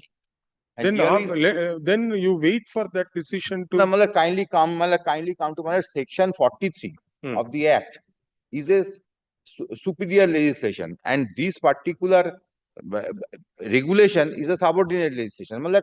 Those has to be read harmonious. Kindly come to the order of the ombudsman first. Page 18 order. Before that, my lord, at page 18, there was a previous order passed by the honorable single bench, wherein I was directed to go before the GRO. I went there. GRO rejected my application. Now, thereafter, I again came before this honorable court. Honorable court directed me to go to ombudsman. Now, kindly see the ombudsman order. My lord, I am straightway going to page 24, relevant page, my lord, at page 27, running page. Kindly see the last paragraph. Secondly, the imposition of huge outstanding dues of another consumer, hereinafter say the father-in-law of the AP, is not tenable because AP has obtained electricity on the basis of submission of the lease deed agreement. The licensee should have properly checked all formalities, particularly the outstanding areas in respect of the premises to which new electricity connection is being given. It is very surprising that despite huge outstanding dues which must be accumulated over many years, the licensee did not take notice of the same and affects electricity connection the present AP disconnect and affect the electricity connection to the present AP. This is undoubtedly a serious negligence on the part of the licensee. What if I have applied? Now you are to give connection to me. You are aware that you have disconnected supply of my father-in-law. You are aware of the area dues as you are alleging now. No, there is a direction to restore service. Supply by the ombudsman. Next page, Mala, directed to restore supply on payment of the. I have some areas. I have paid it. Very good. Thereafter, The liability. Kindly see the clause B at page 28. The liability of outstanding dues of Major Hatchery cannot be imposed on Sima Garments. I am Sima Garments. Initially, a garment business started, but that did not run well. I switched to hatchery. But I am paying at a commercial rate. It is not that I am paying any residential. This order has attained finality. But this order has not been challenged by anyone. But thereafter, my lord, suddenly they disconnected my supply within 20 days on the ground of theft. Theft in this way that I am supplying electricity to my father-in-law's wife. That in that case, my lord, the seizure list was nil because some equipments are there through which I can supply. They have filed an FIR, but seizure list is nil according to them. The seizure list I have also annexed. No. Page 29, you filed another writ petition. Yes, my lord. And order was passed for restoration. Order was passed for restoration in all respects. Now, finding no other alternative to disconnect my supply, suddenly they came with this clause in the month of December 2024 that you have at the time of filling up the forms, you have made wrong declaration. That is 3 years. So, after 3 years, in between 4 writ petition has been disposed of, and the observation of ombudsman is there. Now that order they have not challenged. Ombudsman order they have not challenged. And what was the prayer in the writ petition? Present writ petition prayer? Now, writ petition prayer so far reconnection I have not made because at that time of time there was no disconnection. Disconnection was made on the last occasion on the very day writ petition was disposed of. So my prayer was in the writ petition, my lord. Where is the writ petition? My Copy. writ petition I have. কপিটা দিয়ে দে যশ No, একটাই আছে। দিয়ে দে যশ My lord, I have only one copy, my lord.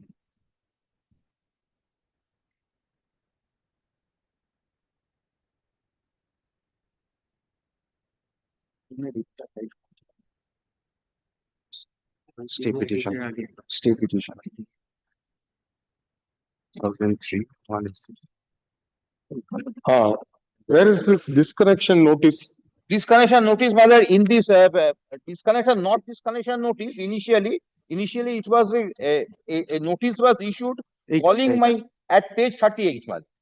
Kindly come to page 38. where they take recourse to the regulation. They are saying that you have made, after 3 years, they have suddenly made this allegation that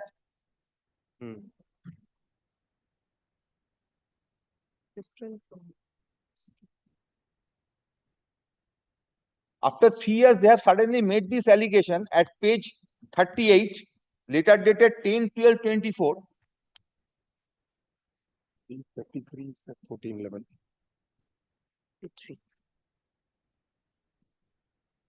So there is nothing due from my end, from my connection.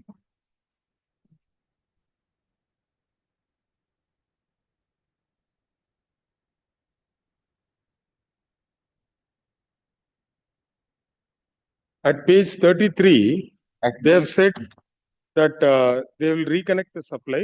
That is after passing by order by in the third writ petition by this honorable court. They have connected that thereafter at page 38, my lord, 10/12/24, they have given me this notice. And I have replied it. I have Also, they are aware that mother actually has been disconnected. during the course of this 4 writ petition, they never came up with this allegation, my lord. এবার এই অর্ডারটা একবার পাঠিয়ে দে By hook or by crook, they are trying to disconnect my supply. এইটা দিয়ে দে এই অর্ডারটা একবার দিয়ে দে May I submit only one thing. In the other matter regarding father-in-law and the authority, the honorable single bench was pleased to pass this order, my lord. Pursuant thereto, before the GRO application was made, I have heard that, and that is pending. Where the my lord, the issue of his where the consumer has submitted all his payment documents. Yes, sir. Kindly come to the order itself, first of all. I'm drawing your lordship. Thereafter, I will show the point of law. At the outset, I submit that one who seeks security must come to the court with a clean hand. Why I am using this submission, but I am showing to that. Lordship, kindly come to page 49 onwards, that the order itself. My elaborate discussion has been made by this honorable court. The petitioner is aggrieved by the notice of disconnection dated 10 December 2024 issued by the West Bengal State Electricity Distribution Limited as per clause 4.5 of the WBRC regulation future. Kindly take note on that. I will place that regulation, a clause regarding the wrongful declaration made by the petitioner at the time of obtaining new service connection. I am pausing here for a moment. Very interestingly, in the writ petition, they have annexed the application itself. But in this stay application, they never annexed the stay. What is the reason? I will show to you, lordship. The annexed, lordship, the application paid by the petitioner for obtaining new electric connection is annexed to the writ petition. It appears from the petitioner declared that there is no other service connection. Kindly take note on that, lordship. This is a very important part. She has himself declared. It appears when there is a huge outstanding dues on the same premises. It appears, therefore, that the petitioner declared there is no other service connection live or disconnected in the same premises having outstanding dues for which new service connection is being applied for. It is the same premises where there is a huge outstanding dues are pending. But in spite of that, when they have made this application, no such declaration has been, she has declared clearly that there is no outstanding due. I will show to you, lordship. At the time of making the application, the petitioner disclosed that she is doing garment business under the garb of Seema garment business. Under the name and style of Seema garment, the petitioner has since switched over to hatchery business. Now, Lordship, I'm pausing here for a moment. The petitioner initially made declaration that she is going to do the garment business. Her father-in-law was doing the hatchery business at that point of time. And she has declared that in the agreement that she will do no other business apart from the garment business. But that is not the ground of mentioned in the notice of disconnection. No, I will show to that. I will show to that. 4.5 is a very important point. That is, I will show to you that. Regulations clear. You have got power under the regulation. Yes, yes, I am showing to that. But the notice of disconnection at page 38 is regard to wrongful declaration. Yes, that is relating wrongful. I am not on that. Even the court itself says I cannot foist the burden of that money of the father-in-law over the daughter-in-law. That I have agreed. We have never said that we are going to force burden of the father-in-law upon the daughter-in-law. In the ombudsman order, it has been clearly specified that look, you cannot foist the burden of the outstanding due of the father-in-law upon the daughter-in-law. But never said that we cannot take steps for the wrongful declaration. Now, Lordship, kindly come to first of all. The problem is, how do you say it's a wrongful declaration? Lordship. Suppose the distribution company was not aware of the default committed by mother hatchery. You can say, right, we were not aware, and suddenly, assuming they are not related, father-in-law, daughter-in-law is not there, and somebody takes up premises on lease, goes to you with an application with the copy, annexing the copy of the lease deed, making a declaration that the declaration is to his knowledge that there is no other service connection. In this case, you are aware of it. Lordship, you were aware because you come to page 33. Please come to page 33. Yes. Second paragraph. However, before reconnecting the inspection shall be made to confirm electrically isolation of your premises to the disconnected premises of mother hatchery. Yes. So therefore, it is not. That is why the ombudsman also said that liability cannot be fastened. Yes, we are not. We are not doing that. No, you see, you can't be inventing reasons. No, every time you fail and you invent a new reason. Kindly for a moment see this application which they never annexed. Writ petition. But it is annexed to the writ petition, but they never annexed to this application. Handed over the writ petition. Kindly see, this is the most important application. One whose your lordship kindly see. For the time being, we are aware about it. Kindly consider that we are aware about it. Even the court also considered it. That this regulation empowers the authority to exercise the power under regulation 4.5. May I cite the 4.5 regulation for the moment? So in this application, which is that relevant? Yes, I am deeply obliged. Lordship, kindly see, this is the application made by the Seema Garments. Kindly come to 7.4. Next page, Lordship. 7.4. There is no other service connection. Yes. Live or disconnected. Live or disconnected. And Lordship, interestingly, the court also observed that there is a very good relationship between the father-in-law and the daughter-in-law. And in spite of that, nothing has been specified and the declaration has been made. Here it has been specified there is no other outstanding dues. And Lordship, kindly see this regulation for a moment.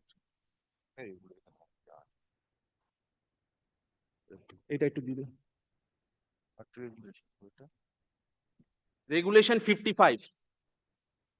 We have acted within the four corners of this regulation, Lordship. Regulation 4.5. There are various modes when the basis of which the disconnection can be made. Here, disconnection for incorrect or wrong declaration, Lordship.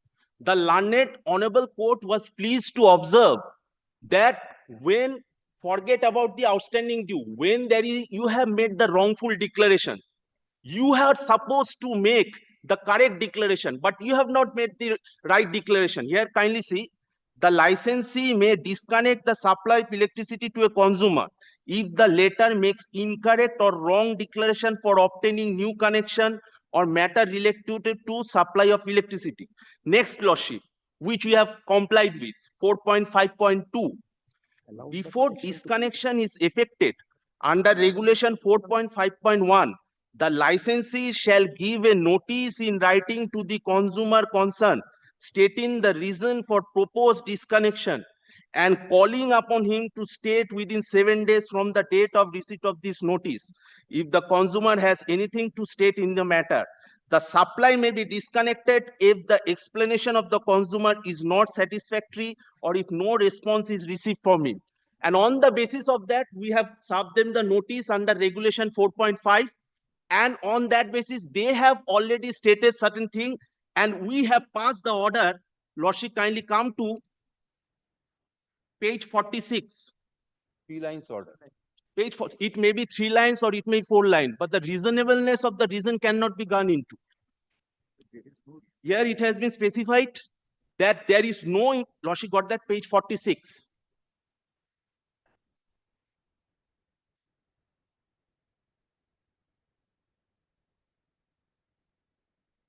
Yes, there is no impediment in issuing notice under say 4.5 of WBRC regulation 55.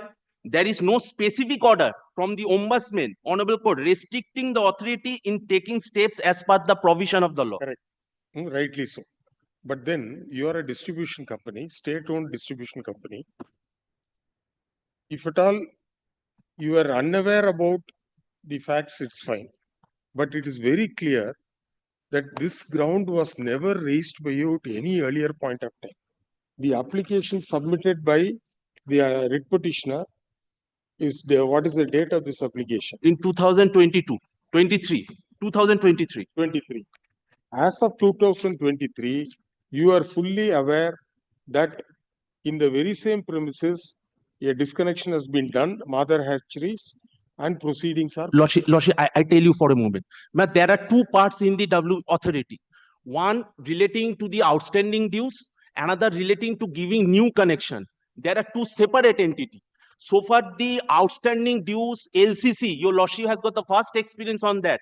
If there is any outstanding dues from the LCC authority, that is to be determined by the LCC authority. It is pertaining to new connection. The new connection which has been granted to them. And Lordship, kindly see, once one committed wrong, they cannot take shelter under the garb of this right, because one cannot take undue advantage of his own wrong. Lordship, kindly, I am referring to Supreme Court judgment for the time being, 2003.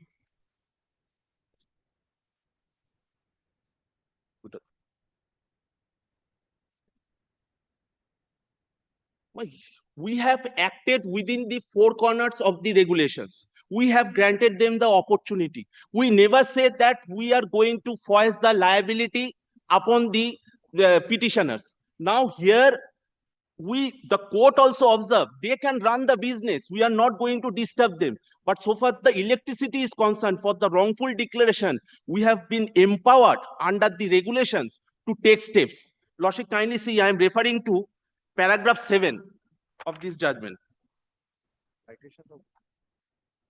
The principle of promissory estoppel is placed based on equitable principle.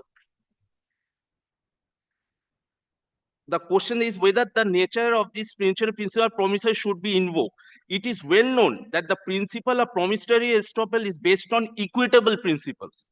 A person who has himself, Lordship, kindly take note on that. A person who himself misled the authority by making a fake statement cannot invoke this principle if his misrepresentation misled the authority into taking a decision which on discovery of misrepresentation is sought to be cancelled. So my humble submission is that once you have made misrepresentation, you cannot take resort of that it has been taken long time back, so I am not going to pay any, I am not going to make any liability. Once there is a wrongful declaration from their end, and under the regulation, it is very much crystal clear that regulation provide, even if there is no time bound limitation, where it has been provided, when there is. But it's true that the regulation gives you power under clause 4.5. There is no timelines prescribed, but we have to apply the fact. You have to consider the facts to apply the power under 4.5. There were as many as 3 writ petitions. At no earlier point of time, you had raised this ground, and there was the ombudsman's order has attained finality. We cannot voice the liability of the father-in-law upon the. We cannot do that.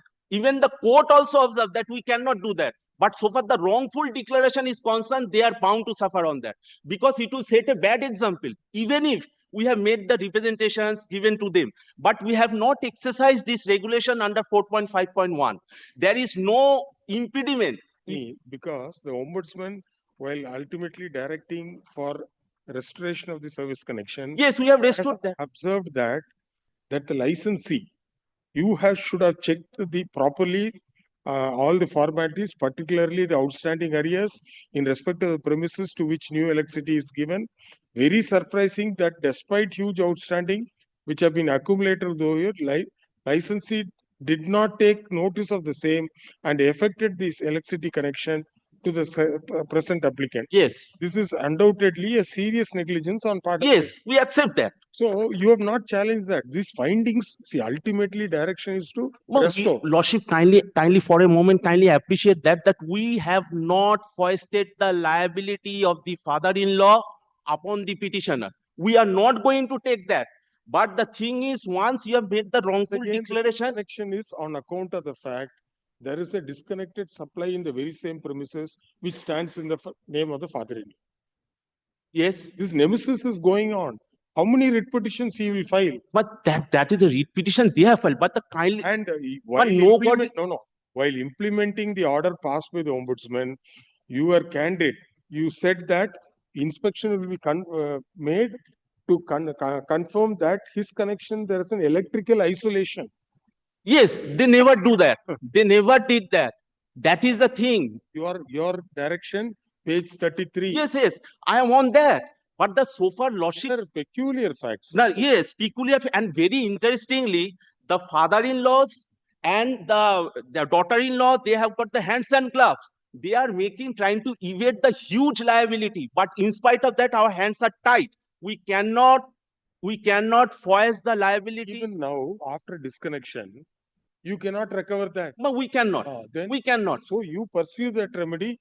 The writ court has directed the father-in-law to approach regional grievance. But lordship, one cannot go scot-free under regulation 4.5. Yet the learned single bench has clearly specified.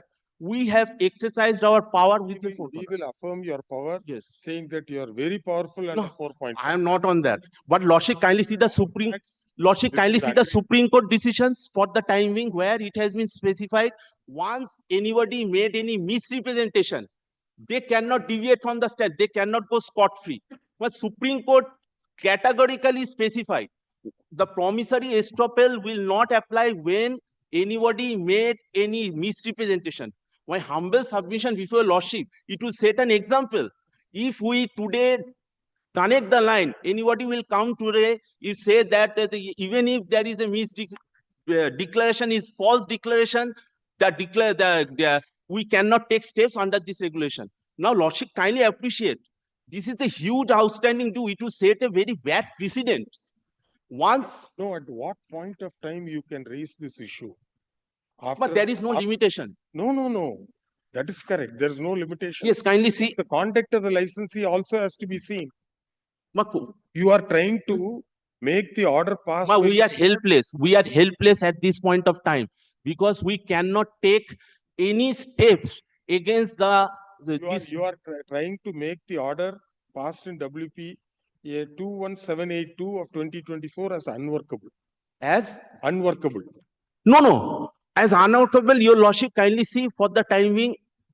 we have never, on the other hand, we have stated that until and unless you pay the amount, we will not going to connect the line. But here the regulation provides, empowers her, even the learned single bench. Kindly see the order pass. Then what you did was, you disconnected it on 23rd of September, alleging that you have extended supply to Mother Hatchery.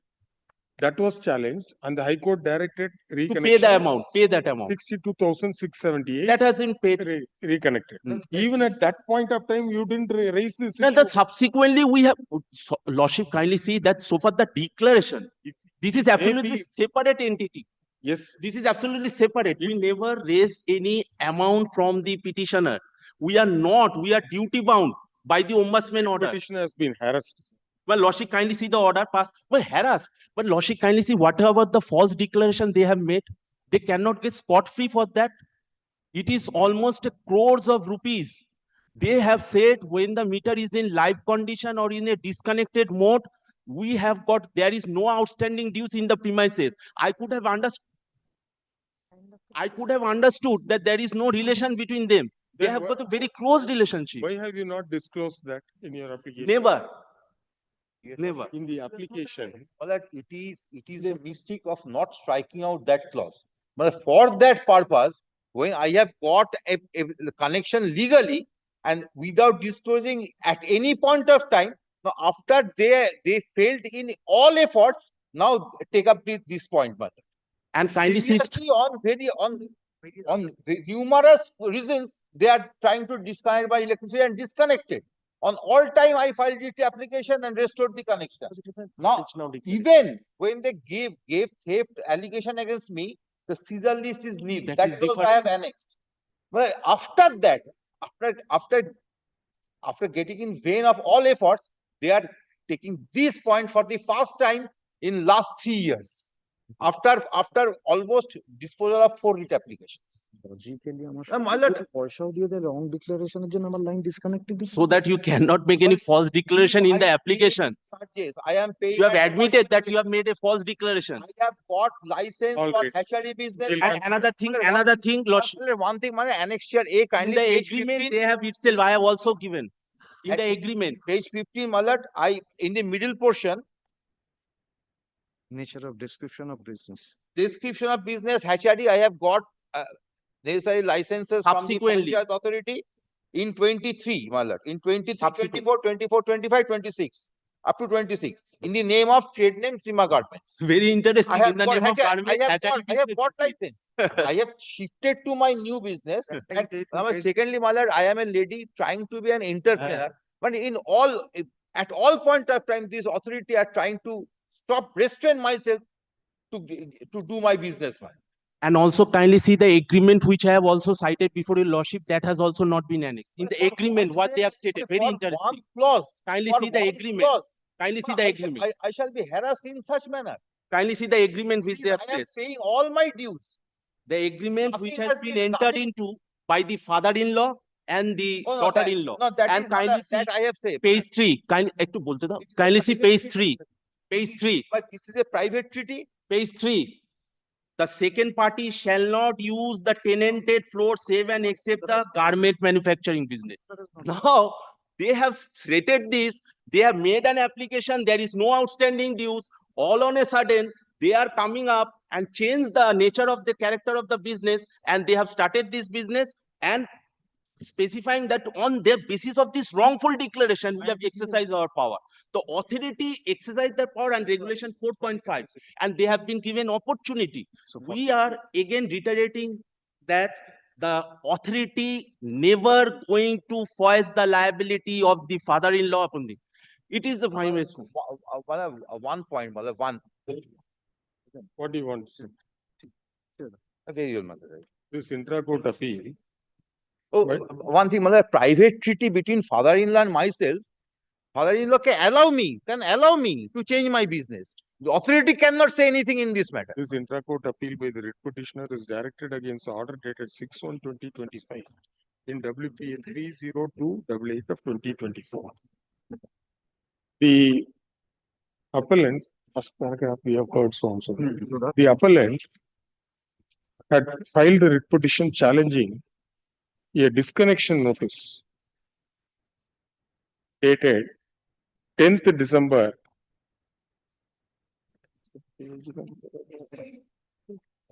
38. A disconnection notice dated 10th December 2024, which was passed on the ground that the appellant had made a wrongful declaration in the application for new service connection, and therefore power under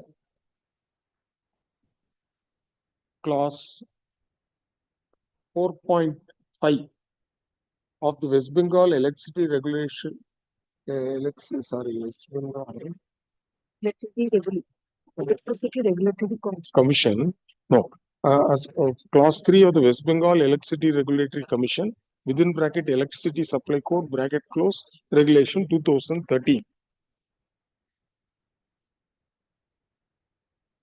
In this regard, the learned advocate appearing for the respondent, West Bengal State Electricity Distribution Company Limited, hereinafter referred to as the licensee, produce a copy of the application filed by the appellant for grant of new service connection, and it is stated that the applicant has to give an undertaking, and in column 7 within bracket Roman 4, small Roman 4, the appellant has stated that there is no service connection within bracket live/disconnected in the same premises having outstanding dues for which the new service connection is applied for.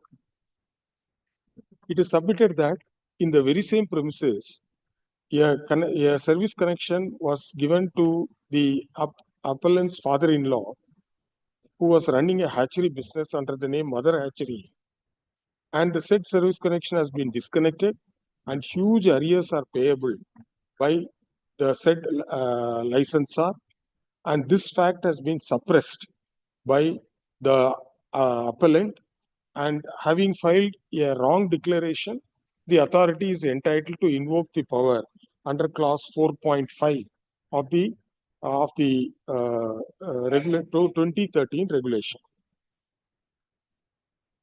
Clause 4.5 deals with disconnection for incorrect or wrongful declaration.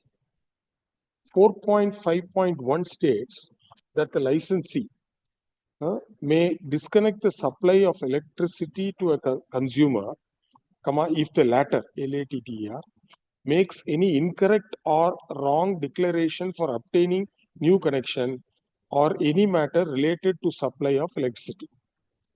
Clause 4.5.2 states that before disconnection is effected under regulation 4.5.1, the licensee shall give a notice in writing to the consumer concerned, stating the reasons for the proposed disconnection and calling upon him to state within 7 days from the date of receipt of the notice, if the consumer has anything to state in the matter, and the supply may be disconnected if the explanation of the consumer is not satisfactory or if no response is received from him.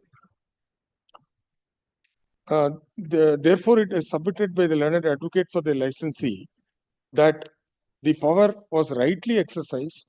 Power under clause 4.5.1 was rightly exercised, as it has been confirmed that the appellant has made a wrong declaration at the time of submitting the application for grant of new electricity service connection.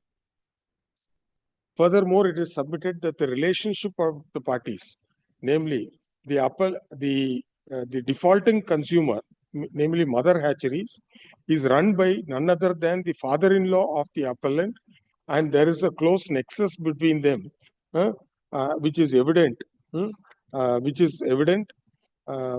the relationship of parties, and the attempt of the appellant is to somehow defeat the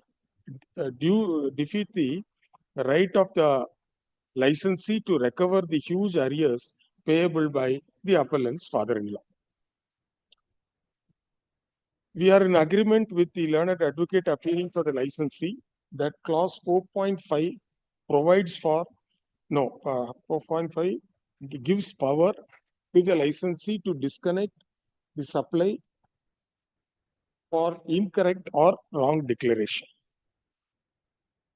However, the facts of the present case are very peculiar and distinct, which has convinced us to take a different view in the matter, even assuming, but without admitting, that the appellant had given a wrong declaration or incorrect declaration.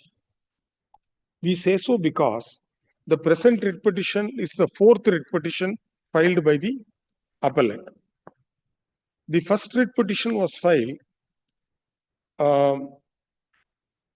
when there was a attempt to, when there was a was filed in WPA 26168 of 2023,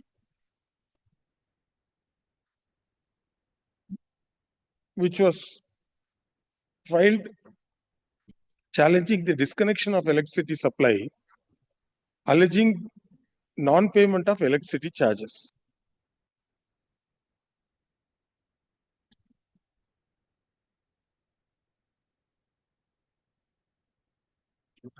In the said writ petition, the licensee submitted that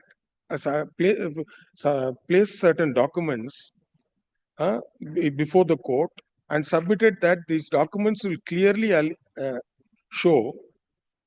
indicate that there are serious allegations of suppression of material fact committed by the appellant writ petitioner, and that the appellant's father-in-law had left huge arrears of electricity charges, which are required to be paid by the petitioner for getting restoration of her connection in view of the nexus between the two. Further, the licensee submitted that they have already intimated the petitioner to pay such dues for getting reconnection. The learned writ court, taking note of the allegations which were made against the petitioner by the licensee and noting that there are serious allegations and these are being factual issues and which require appreciation of evidence, the appellant was relegated to approach the grievance redressal officer within bracket GRO, which is the appropriate forum to decide such disputes. Thus, at the earliest point of time, this issue regarding suppression of material facts was mentioned by the licensee, which was noted by the learned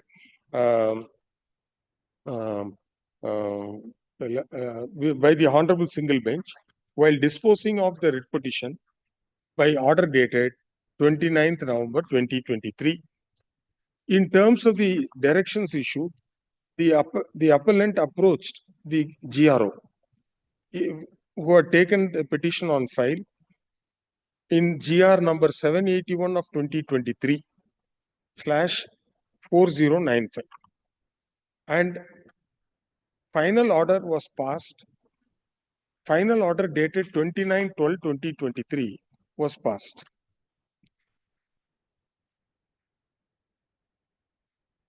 Directing the appellant to pay the total outstanding dues of her garment company called Srima Garments, as well as the total dues of Mother Hatchery to get reconnection from service.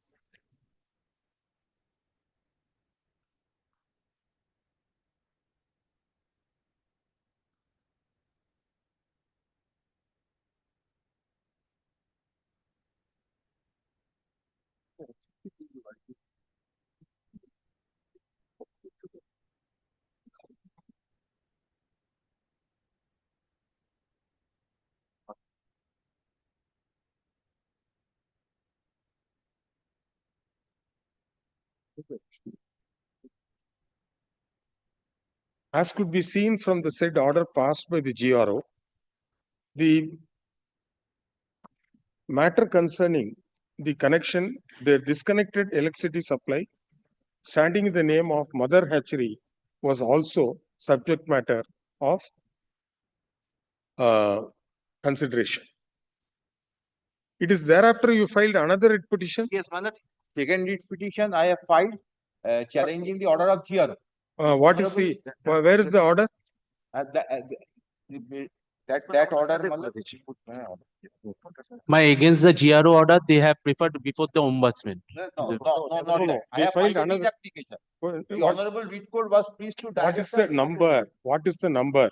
Number of writ petition, that is. In the GRO order, has it been mentioned? GRO order, the first writ application mentioned. My second writ application. Petition copy. No, I can only. একটু writ পিটিশনটা দেবেন No, I think in your representation you have mentioned. Writ কপিটা yes representation একদম লাস্টে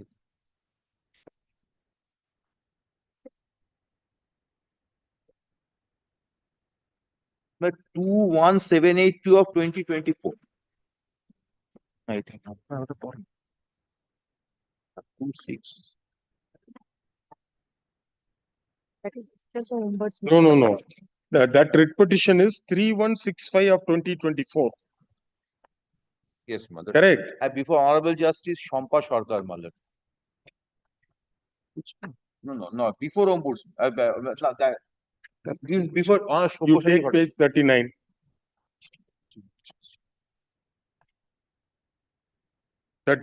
Last paragraph. Yes, mother. 3165 of 2020. Yes, I'm sorry, mother. I tender my apology. No. The petitioner, the appellant, filed WPA 3165 of 2024, challenging the order passed by the GRO. The said writ petition, it appears that the said writ petition was disposed of by directing the appellant to approach the ombudsman, which was the appellate authority, against the order passed by the GR. The appellant filed an application under section 42 within bracket 6 of the Electricity Act 2003 before the ombudsman. The ombudsman, by final order dated 15/7/2024, allowed the appeal and directed the licensee to restore the service connection to the appellant on payment only of her outstanding dues and other charges as per the norms of the licensee. Further, it was specifically ordered that the liability of outstanding dues of mother hatchery cannot be imposed on Srima Garments. In the said order passed by the ombudsman, the contentions of the licensee were also be noted with regard to suppression of facts.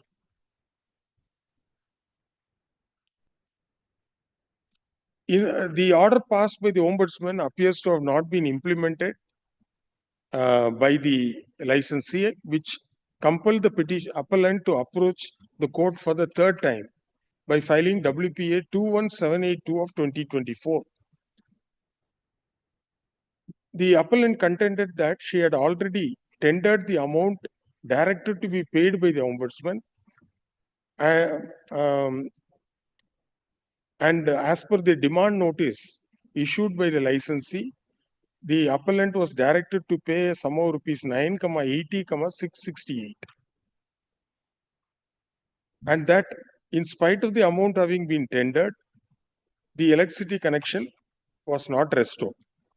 The writ petition was disposed of by order dated 3/9/2024, directing the authority to encash the demand draft and restore the supply.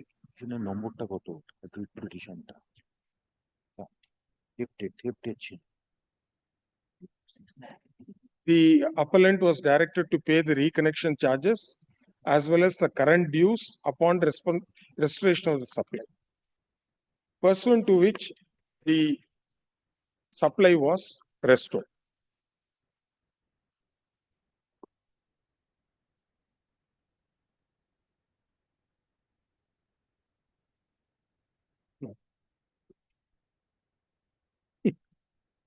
Another writ was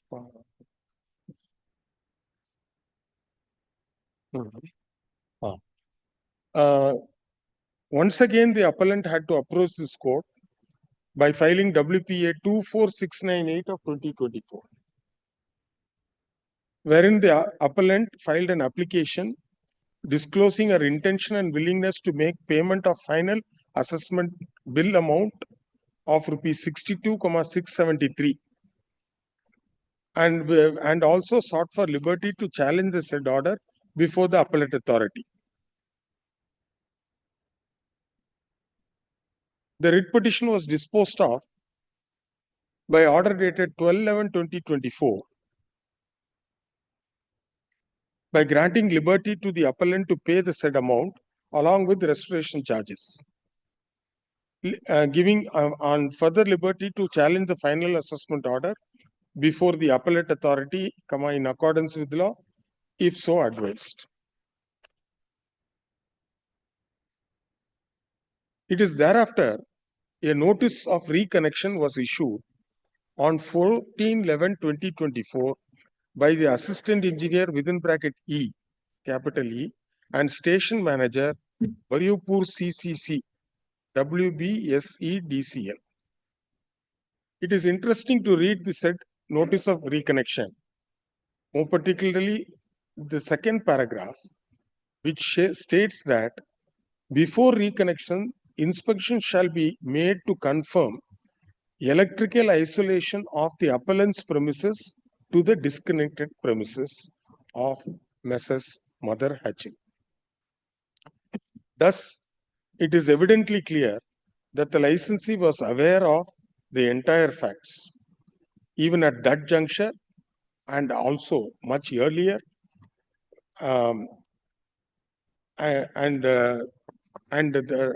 such a stand was taken when the first writ petition was filed by the appellant, which led to the disposal of the writ petition with the direction to directing the appellant to approach the GRO.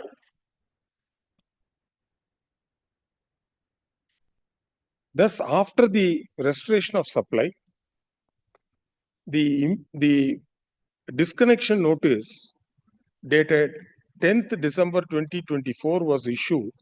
It was not the disconnection notice, it was regulation under 4.5.1. A notice was issued, dated 10th December 2024, invoking clause 4.5 of the regulation. The appellant submitted a detailed reply running to 7 pages, bringing all the facts on record and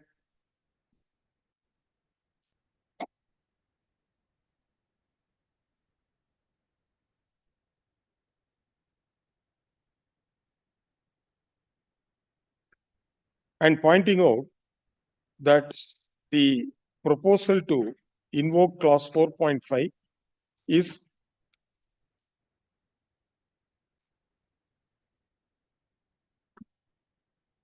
not tenable.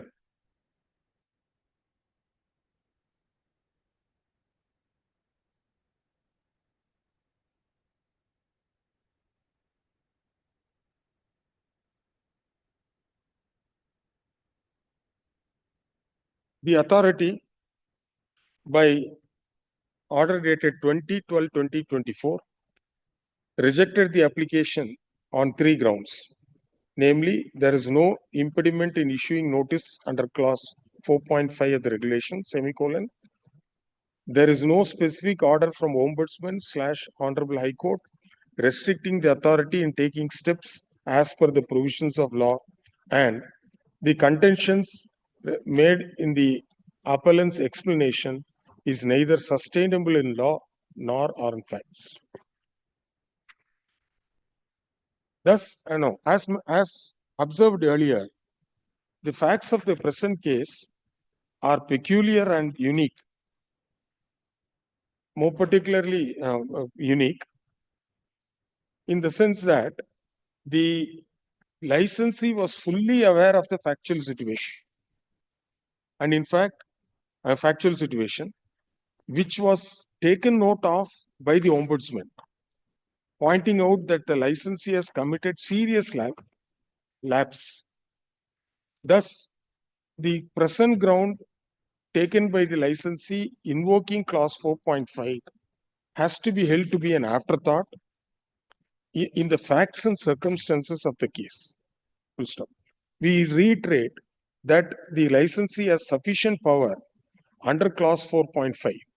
But what is required to be seen is whether the licensee was justified in exercising such power in the case on hand, particularly in the facts which we have set out in the preceding paragraphs. The learned advocate appearing for the appellant placed reliance on the decision of the WBACBC. not appellant. For the licensees placed reliance on the decision of the Honorable Supreme Court in the case of Central Airman Selection Board versus Surendra Kumar Das, 2003 1 SCC 152, for the proposition that the principle of promissory estoppel is based on equitable principle, and a person who has himself misled the authority by making a fake statement, cannot invoke this principle if his misrepresentation misled the authority into taking a decision which, on discovery of the misrepresentation, is sought to be cancelled. Firstly, we need to point out that the fact situation in the said decision is entirely different from that of the case on hand. It is not as if the licensee was not aware of the facts. This is evident in more than one, in several. This is evident from in several places, more particularly in the order passed by the Ombudsman, as well as the reconnection notice, notice of reconnection dated 14/11/2024. Thus, we have no hesitation to hold that the disconnection of the electricity supply of the appellant to appellant on the grounds set out in the notice could not have been raised at this belated stage. That too, when the belated stage, that too when the when on 4 earlier occasions the appellant had approached this court. Apart from that, she had also filed a petition before the GRO, as well as an appeal before the Ombudsman, and hence the action of the licensee has to be termed to be unreasonable and violative of Article 14 of the Constitution, which has persuaded us to interfere with the order passed by the learned single bench. Accordingly, the appeal is allowed, and the order passed by the learned single bench is set aside, and the writ petition is allowed, and the respondent licensee are directed to restore the electricity supply not later than 4th April 2025 upon the appellant remitting the requisite reconnection charges as well as any arrears towards consumption charges. In this regard, a demand should be raised on the appellant not later than 2nd of April 2025. It is once again made clear that the above order and direction has been passed, taking into consideration the peculiar fact situation of the case on hand, and therefore should not be treated as a precedent. I'm deeply obliged. I'm grateful to you. That writ petition you can take back. Writ petition Sometimes it happens. What can be done? But our hands are tight. Second of urgency. But item number 13, if your lordship takes up tomorrow, my lord, the work order will be issued today, my lord. Item 13. Who will appear for the respondent? Mr. Rajashri. Or tomorrow. Now, Tomorrow is PIL day. if I am there, All right, tomorrow. but Item I 13. don't mind taking up now, but I don't think so. Because we Yes, have to yes. reassess. The lordship has dictated, my lord. Item 13, you fix it tomorrow. Well, But before pill matters. Before pill matters. Before appeal matters. Oh. My lord. Great. Deep look.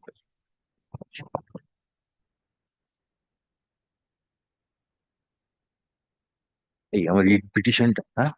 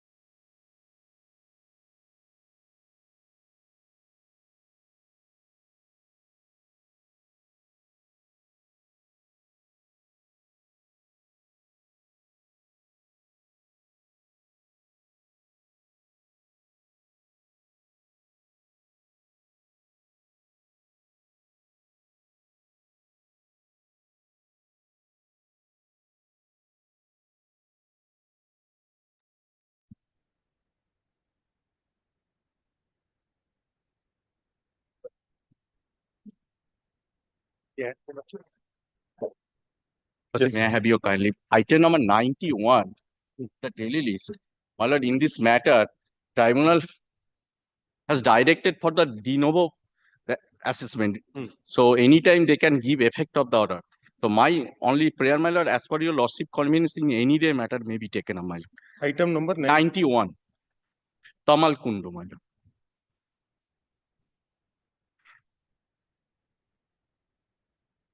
Okay, next week we will upgrade it. Yes, my lord. Grateful, my lord. Item number 26, my lord. It is a matter where, my lord, the Honorable State has remanded matter back to the original authority. But on limitation, it has been decided against me. So we are in appeal both against the order for remand as well as, my lord, the limitation point on which it has been decided. Now, my lord, the concerned officer, my lord, he has issued the third notice of hearing. And the last date is 28, my lord, this Friday, my lord. My lord, now he is going to, because more than 3 dates of hearing, it is not, my lord, they are not going to give. So they will You ask adjudicate. them to defer the hearing. Next week we will take it up. My lord, This if it- also you upgrade. Item 26. My lord, if it can be stayed, my lord, for, my lord, we have filed a can also, my lord. Mr. Kaushik, they will grant stay. We shall intimate to it. You intimate. Grateful. Yes, please call. Original side daily list, item number 1. Number 1, my lord, I'm for the respondent writ petition, my lord. The appeal, but in this matter, the learned AG was appearing for the state, and my lord, for us, my lord, the learned senior advocate SN Mukherjee was appearing. And my lord has heard the appellant. I was also submitting. We were also submitting. My lord, it was almost completed. Judgments were to be cited by us, but then the bench changed, my lord. So it has to go before the other division bench. It has to be reheard, man. Reheard. Yes, my lord. The first order, my lord, means there was a jurisdictional issue we had raised. My lord had recorded that. And That then- also we have dealt with in our submissions, my lord. No, he says they will re-argue. Reheard. No.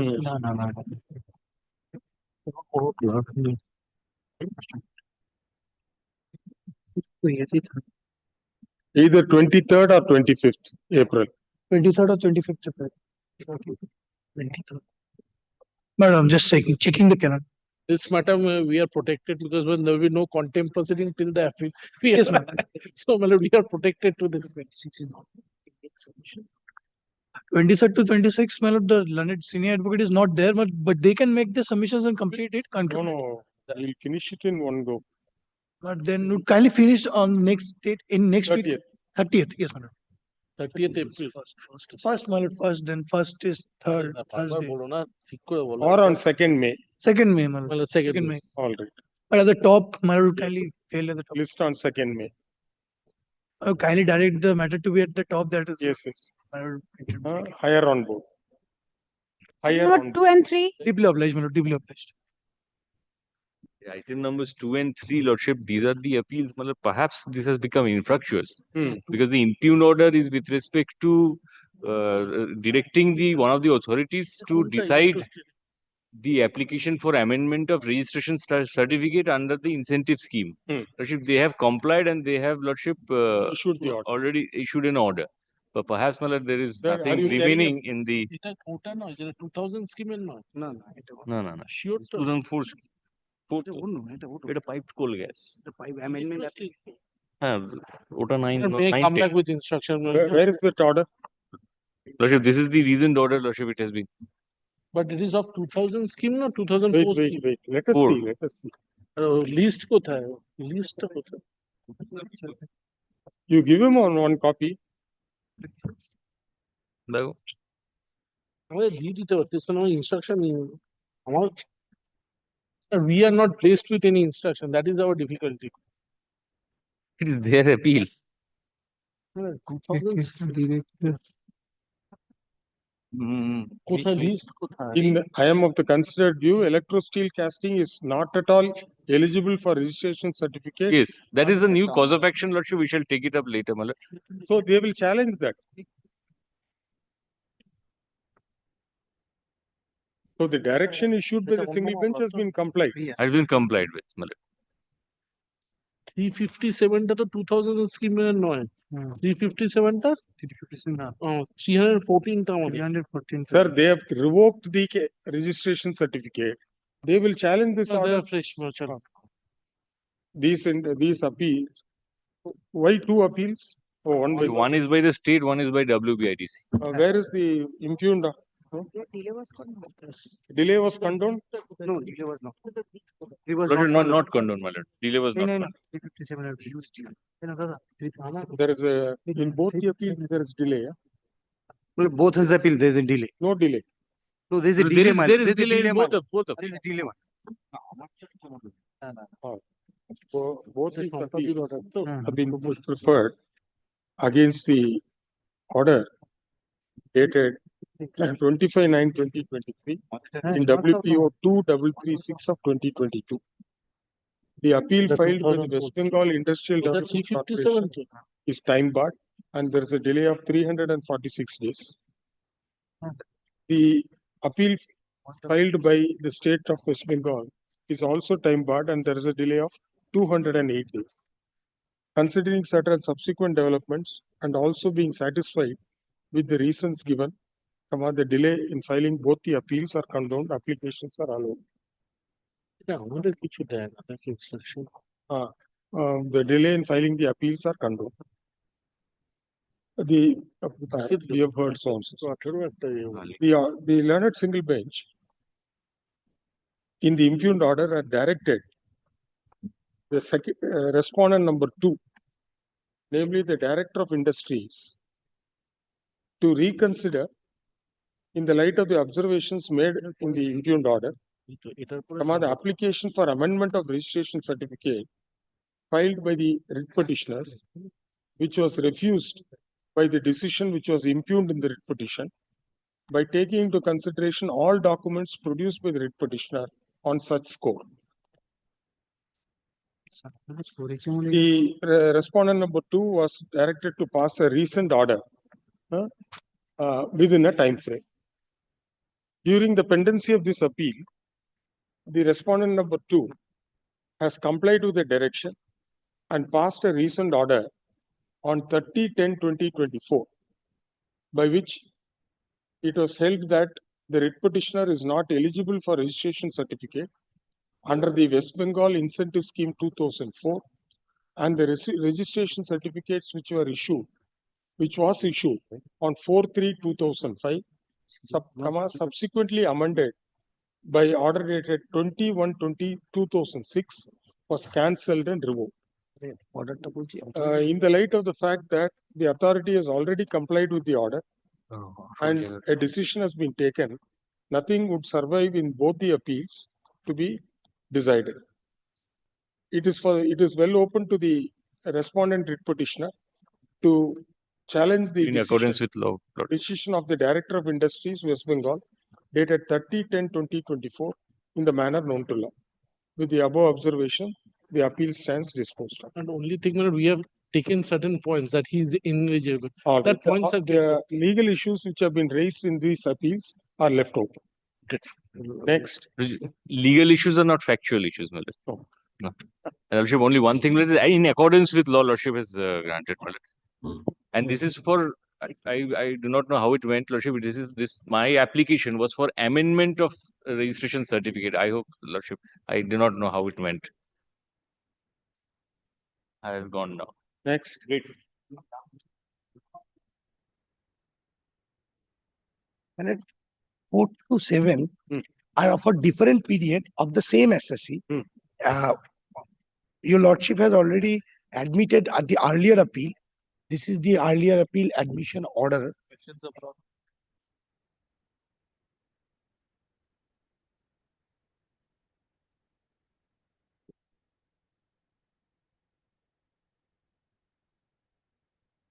Four to 7 are same.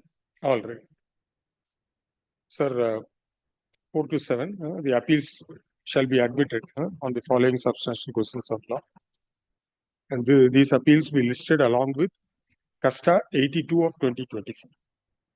then the usual directions. My lord, only my name, surname will be changed. That is wrongly typed as Banerjee, it should be Chakraborty. আজকে চৌধুরী লিখেছে বুঝো এই তোমার জুনিয়ররাই গন্ডগোলটা পাকায় আবার deeply blessed grateful to your lordship. My lord, I appear for the appellant, my lord. My lord, on the last occasion, my lord, the continuation of delay application, my lord, was subject to the condition that I pay Mr. Amit Sharma, learned advocate appearing for the respondent, 10,000 rupees, which has been paid, my lord, and subject to that. The earlier matter, what is the GA?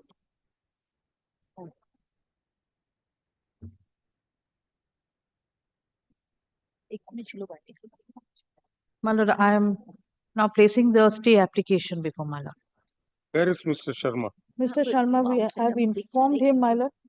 I have informed, Mr. Kundolia is leading him, I think, Mr. But Kundolia. today the delay has to be condoned Delay is condoned, my lord. already. My lord, subject to payment, my lord takes my lord's order on November 27, 2024. So we have to record that.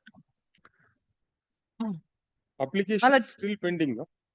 stay application is, No, delay application. yes, my lord. The compliance has been submitted, my lord, by way of an affidavit. The affidavit of compliance has been কি delay condone হয়ে গেছে? submitted. না, delay condone হবে। No, delay condoned. delay has not been condoned. My lord, delay application has not been condoned as yet, is subject to compliance. It is submitted by the learned senior. No, may I point out some things in the delay application, my lord? If My lord, it has already been heard. He heard. It has already been heard. To payment of cost. my lord, but there are certain paragraphs which I leave it to my lord. As my lord knows, I never oppose a delay application. But my lord will kindly see the delay application once. Couple of paragraphs. Delete about one. My lord, subject to my lord's kind consideration, these points were argued by Mr. Kundolia on the very first day. These were Thereafter, argued, my my lord, lord. It was And they kept took for direction later. for filing affidavits which were not filed. Correct, correct. My lord will now kindly see this. And thereafter, the order was passed. Correct. Conditional order, my lord. lord will kindly And now, see my lord, Mr. paragraph five. Kundolia wants to argue. My lord kindly see paragraph. Condone delay petition.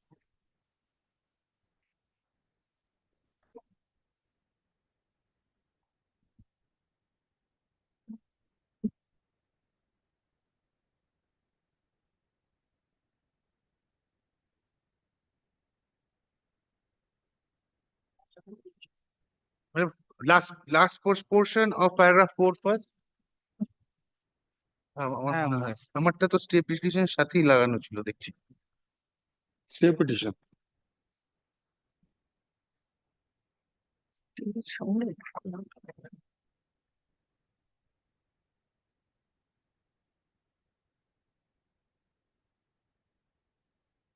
একটা copy দিয়ে দাও না। Have you filed a separate application for condonation? Yes, my lord. It is numbered as G1. My lord will kindly see my copy. copy My lord will আছে? kindly see My lord, paragraph 4, 5 and 6. Why I am pointing out my note is also there.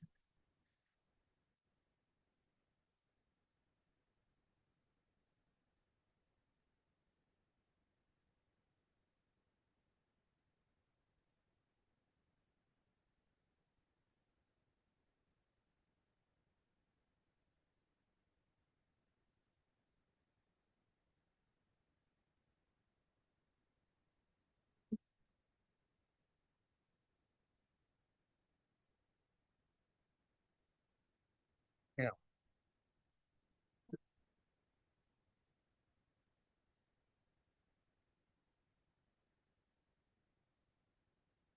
They say, my lord, delays because advice to be taken from tax consultant.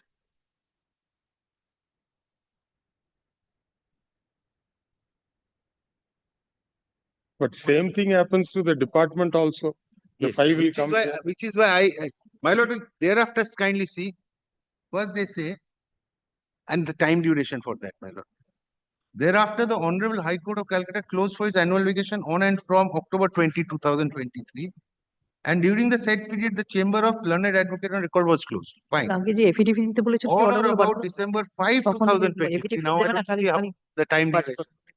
Your petitioner further requested the Learned Advocate on Record for his opinion to which he was advised to seek opinion of his tax consultant dealing with income tax matters.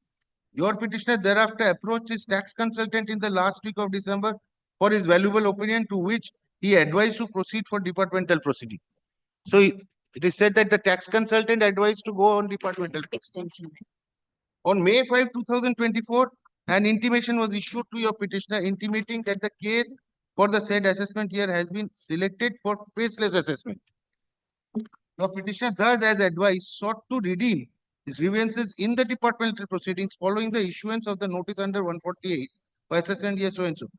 The said tax consultant, due to personal reasons, returned the income tax files of your petitioner on or about June 15, 24.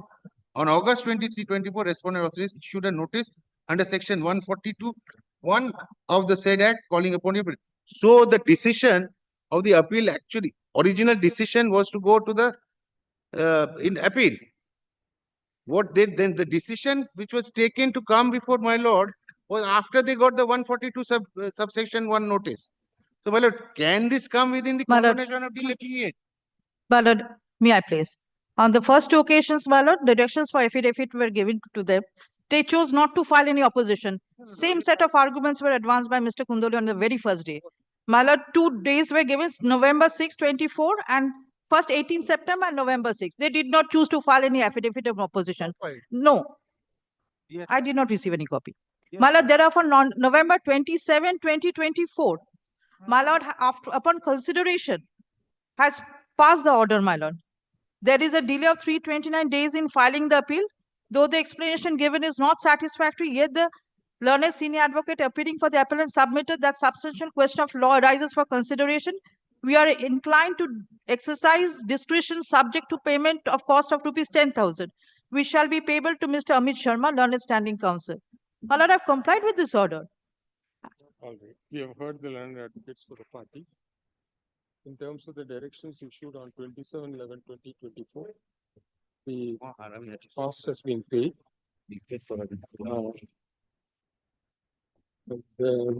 Therefore, the delay in filing the appeal is condoned. Next Wednesday, we will take. My lord, my only predicament is that my lord, notice has been issued that the assessment will be completed on 31st March. That is on Monday, my lord. My lord, if a stay is not given by inter application will become infructuous. My Stay lord, cannot be granted, madam. my without lord, then here's out my stay application. I will choose to know my fate.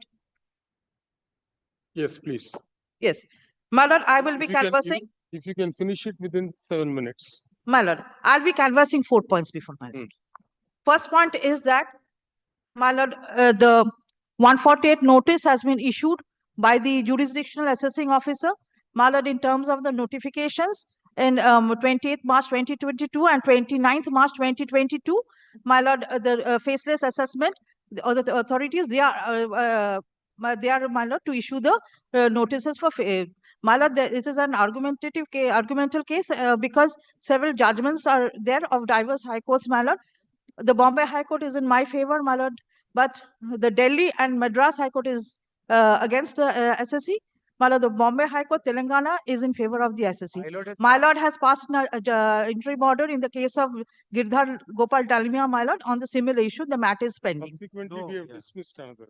My lord. That is, my lord has passed this judgment in Dhanvriddhi Commodity Trade Private Limited, where my lord has taken, considered both the Delhi judgment as well as all the other judgments. My lord, yes. Bombay also. Secondly, my lord. Have you considered this judgment? Yes, Dhanvriddhi. After this, nothing remains. No, my lord. Further, I have to say, my lord, my second ground is that the order passed under section 148 AD on 1st May 2023 is barred by limitation, and there is no application of mind under section 151 by the sanctioning authority. I will show from the documents. Thirdly, in my reply, I have specifically requested supply me these documents. These documents were not supplied. My lord, they are sought to extend the period of limitation, my lord, as provided in the proviso to section 149. My lord, that 7 days from the date of reply, my lord, they have to pass the order. My lord, they have extended by issuing another notice which was never received by me. Rather, it was issued after passing of the order. My lord, but they have recorded in order only the date of issuing the notice. But when it was actually uploaded in the portal, they kept silent about it. And as a result, my lord, this order under section 148 AD is, my lord, becomes infractuous, is barred by limitation. My lord, these are my three grounds which survives, my lord, as at present before my lord. No, if on the first ground, if we apply the decision in MAT 1350 of 2024, we have to reject the first ground. My lord, I choose to canvass the other points, my lord. Because we have held that I choose to canvass the other points. TKS Builders case lays down the correct legal position. My lord, I choose to canvass the other points, my lord. My lord, first comes to page 152. Yes. This is the first notice under section 148A(b), my lord, wherein I was asked to give a reply within 18th April 2023. My lord marks the date 18th April. My lord comes to the very, at page 56. My lord, I have given a reply 17th April 2024. My lord, I have at page 30, my lord, I have requested specifically you provide me these documents. 57 onwards at 58. But these documents were not supplied. Now, my lord, immediately thereafter, the order under section 148D is passed. The order date is 1st May 2023. 1st May 2023. My lord, my lord comes to the approval of the sanctioning authority, which is at page 70. The income alleging escapement is 21 lakhs, that is below 50 lakhs. My lord, this is the approval granted by the sanctioning authority. Column 9, it is said under section 149(1)(b), for more than 3 years, but not more than 10 years, the alleged escapement is of 21 lakhs, my lord, not 50 lakhs. So section 149(1)(b) cannot come into operation. This is a total non-application of mine by the sanctioning authority. My lord, then comes to the order once more at page 59. I will take, my lord, straight away to page 64. My lord, at page 64, they have recorded that I have sought for these documents, but there is no whisper of the same. Thereafter, my lord, surprisingly, my lord comes to the penultimate line. Accordingly, a letter was issued to the assessee on 22/4/2023 by enclosing an attachment and request to furnish a reply by 27/4/2023.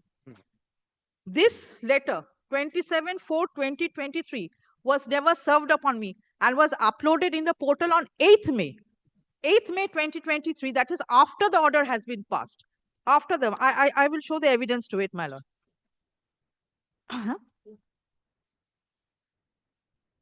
My lord, comes to page 80.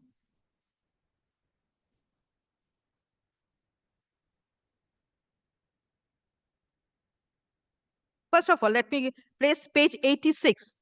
Page 86, notice dated 22/4/2023. My lord looks at the DIN number 4059 within bracket 1. Last 4 digits I'm reading out. My lord then comes to page 80. That's the email. My lord, top right hand corner, May 8, 2023. Looks at the attachments. Last 4 digit 4059 within bracket 1, 22/04/2023. I received on 8th May. But and also in order the was portal, passed earlier. because my lord, if the notice asks me to give reply by 18th, then according to the 6th proviso to section 149, the order must be passed within 7 days. That is 25th April 2023. By doing this, they extend the period. It is beyond that period. The time to give reply, they have stated, is 27/4/2023. If 27/4/2023 is taken into consideration, then 7 days from 27/4/2023 comes to about 5th May, and the order is passed 1st May 2023. So the order is beyond the period of limitation. Yes. These are the points I'll be canvassing before my lord. Because my lord does not have much time, I will not. My lord will kindly see the order. For page 59. No, first, only these 3 points you answered. That There is a specific request for supply of documents. yes, that has been given, which is what I'm showing. But according to them, they received it only on 8th May 2023. No, my lord, if that be so, this recording wouldn't have been there. That they have given further document. They have given further documents. We have not given. We have further given further document, and the date of compliance of which was 29th April 2023. They have replied. My lord, kindly see the first page, page 59.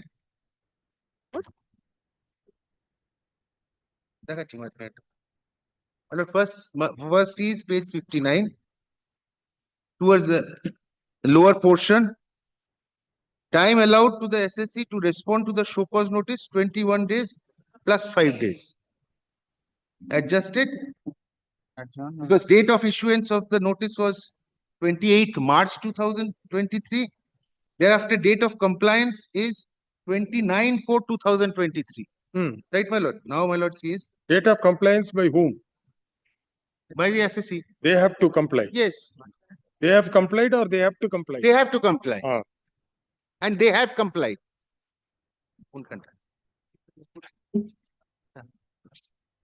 Now, my lord, will kindly see page 64, which my learned friend showed, my lord. Accordingly, the last 2 lines again. Accordingly, a letter was issued to the SSC on 22nd April by enclosing attachment and requested to furnish the SSC's reply by 27/4/23 positively. For this, the compliance date was 29th. 27th April, they replied on 29th. No. They are supposed to reply by 27th. They should have replied by 27th, but the compliance period was till 29th. 29th, all right. So from if they have replied period was till 27th. Sir, they can reply only if you give the documents. My lord. 22nd. That has been given on 22nd. No, that's what their case is saying. My learned friend is saying that these documents they have received on 8th of May. As per the page 80, annexure D. That is correct, but this is incorrect. The documents have been already sent on 22nd, which you is show that. You please show from the record. Or in the writ petition, you should have filed an affidavit saying this is wrong. That Also, page the affidavit was portal not copy is also there, my lord, at page 84. This was not disclosed in the writ petition. My lord, there is a change in the pleadings also in the appeal. My lord, kindly sees the change in the pleadings. I'll show that.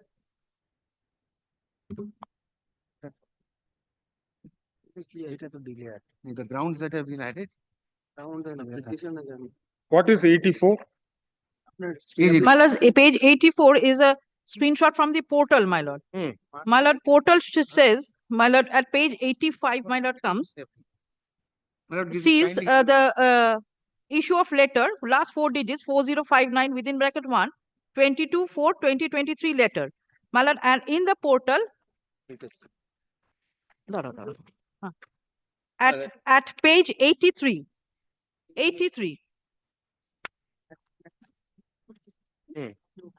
And my lord, give me at page 82, there's a portal copy, 8th May 2023, in the middle.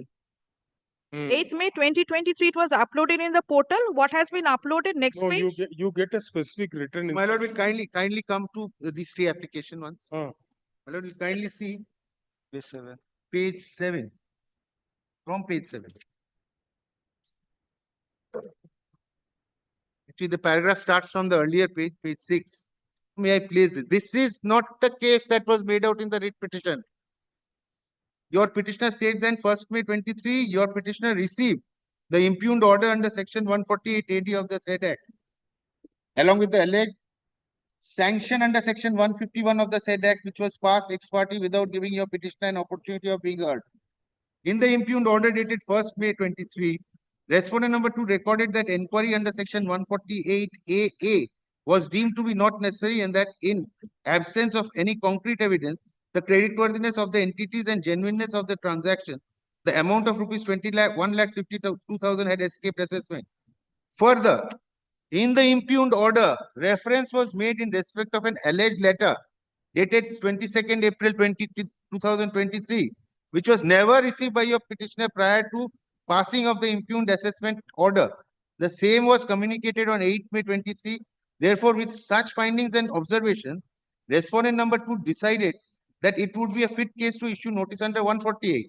Your petitioner states that for the first time, along with the impugned order, the respondent number 2 supplied a document, namely case-related information detail, which was never supplied before, and your petitioner failed to deal and or rebut with the same. My lord, this was not the case in the writ petition.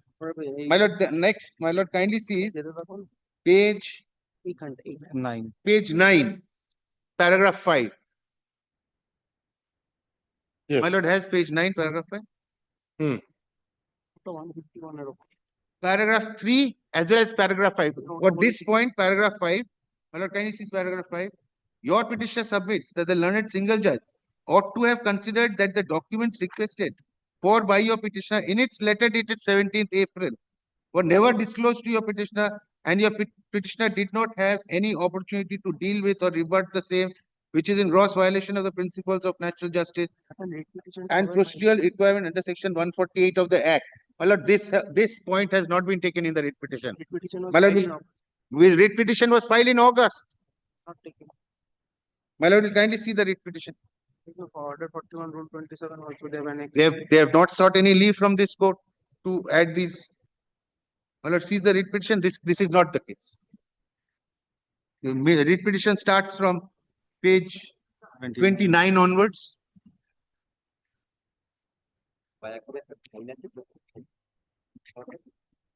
Yes, this ground was not raised in the writ. My lord, comes to page 32, which is the internal page 4 of the writ petition. Paragraph 4. Your petition in response to the said notice under section 148AB submitted reply dated April 17, 23, which was uploaded in the income tax portal. Why does it? In the said reply, your petitioner submitted the reason for reopening the instant were completely vague and sought for various documents, certified copy of particular evidence, certified copy of incriminating document, and certified, which were never provided.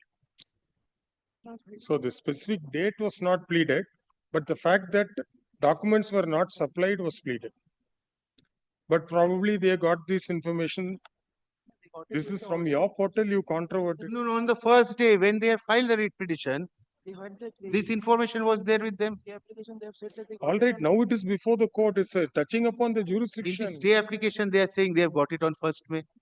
Yes, Yet on they the are saying August. records on 8th May.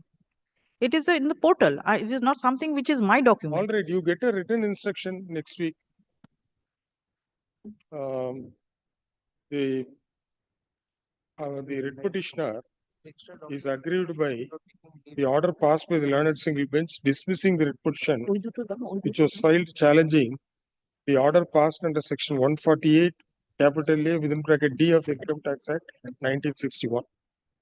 The first ground which is canvassed by the learned advocate for the learned senior advocate appearing for the appellant is by placing reliance on the decision in the case of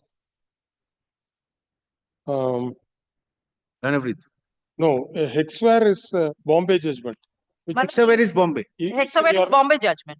By placing reliance on the decision of the High Court of Bombay in Hexaware Technologies Limited versus Assistant Commissioner of Income Tax reported in 2024 162 taxman.com 225 within bracket Bombay, and the decision of the High Court of Telangana in Kanakalal Ravindra Reddy versus Income Tax Officer in WP number 25903 of 2022.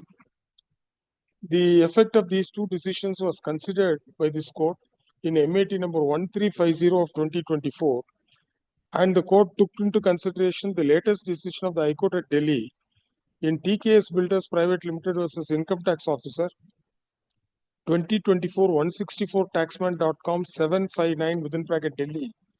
And the appeal filed by the assessee was dismissed. The operative portion of the judgment reads as follows. Please quote from paragraph 5 to the end. Therefore, the first contention raised by the learned senior advocate appealing for the appellant stands rejected.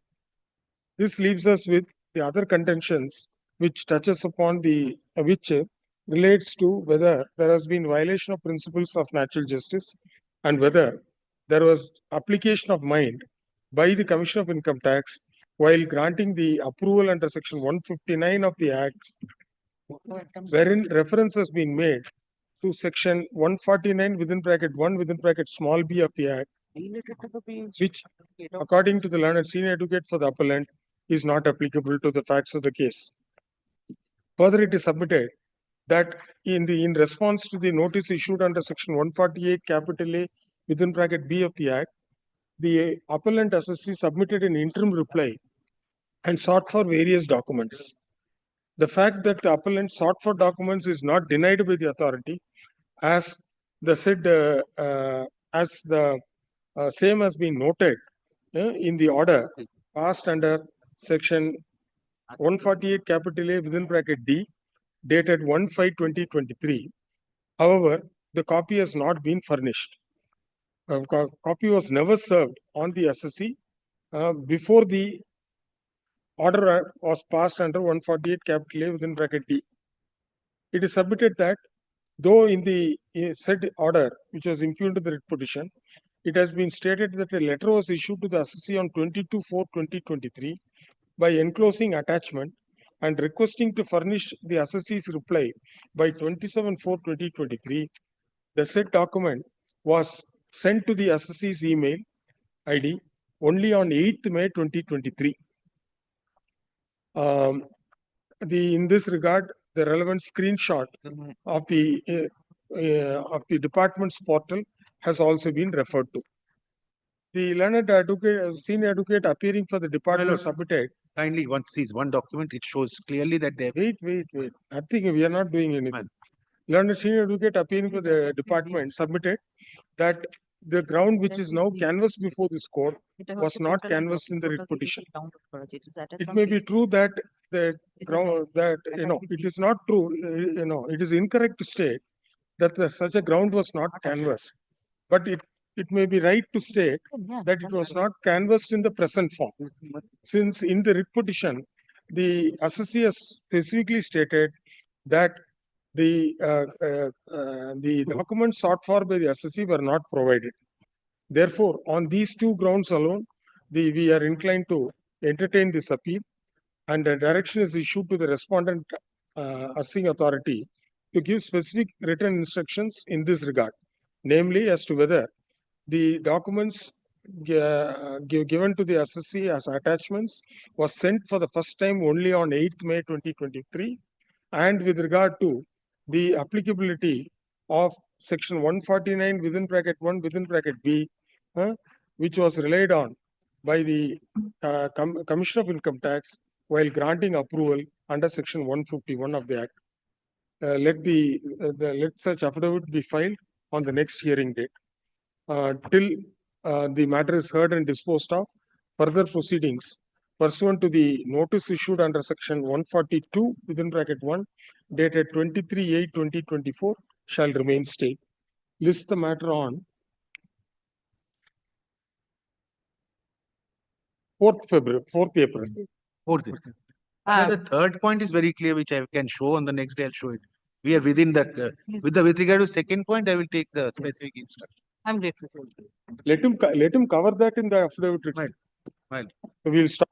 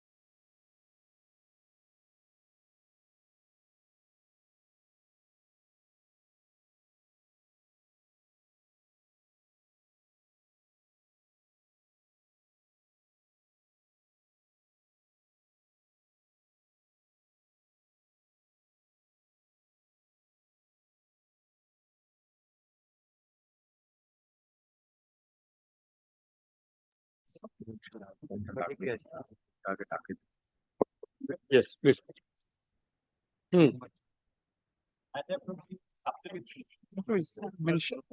Is mentioning allowed at this time?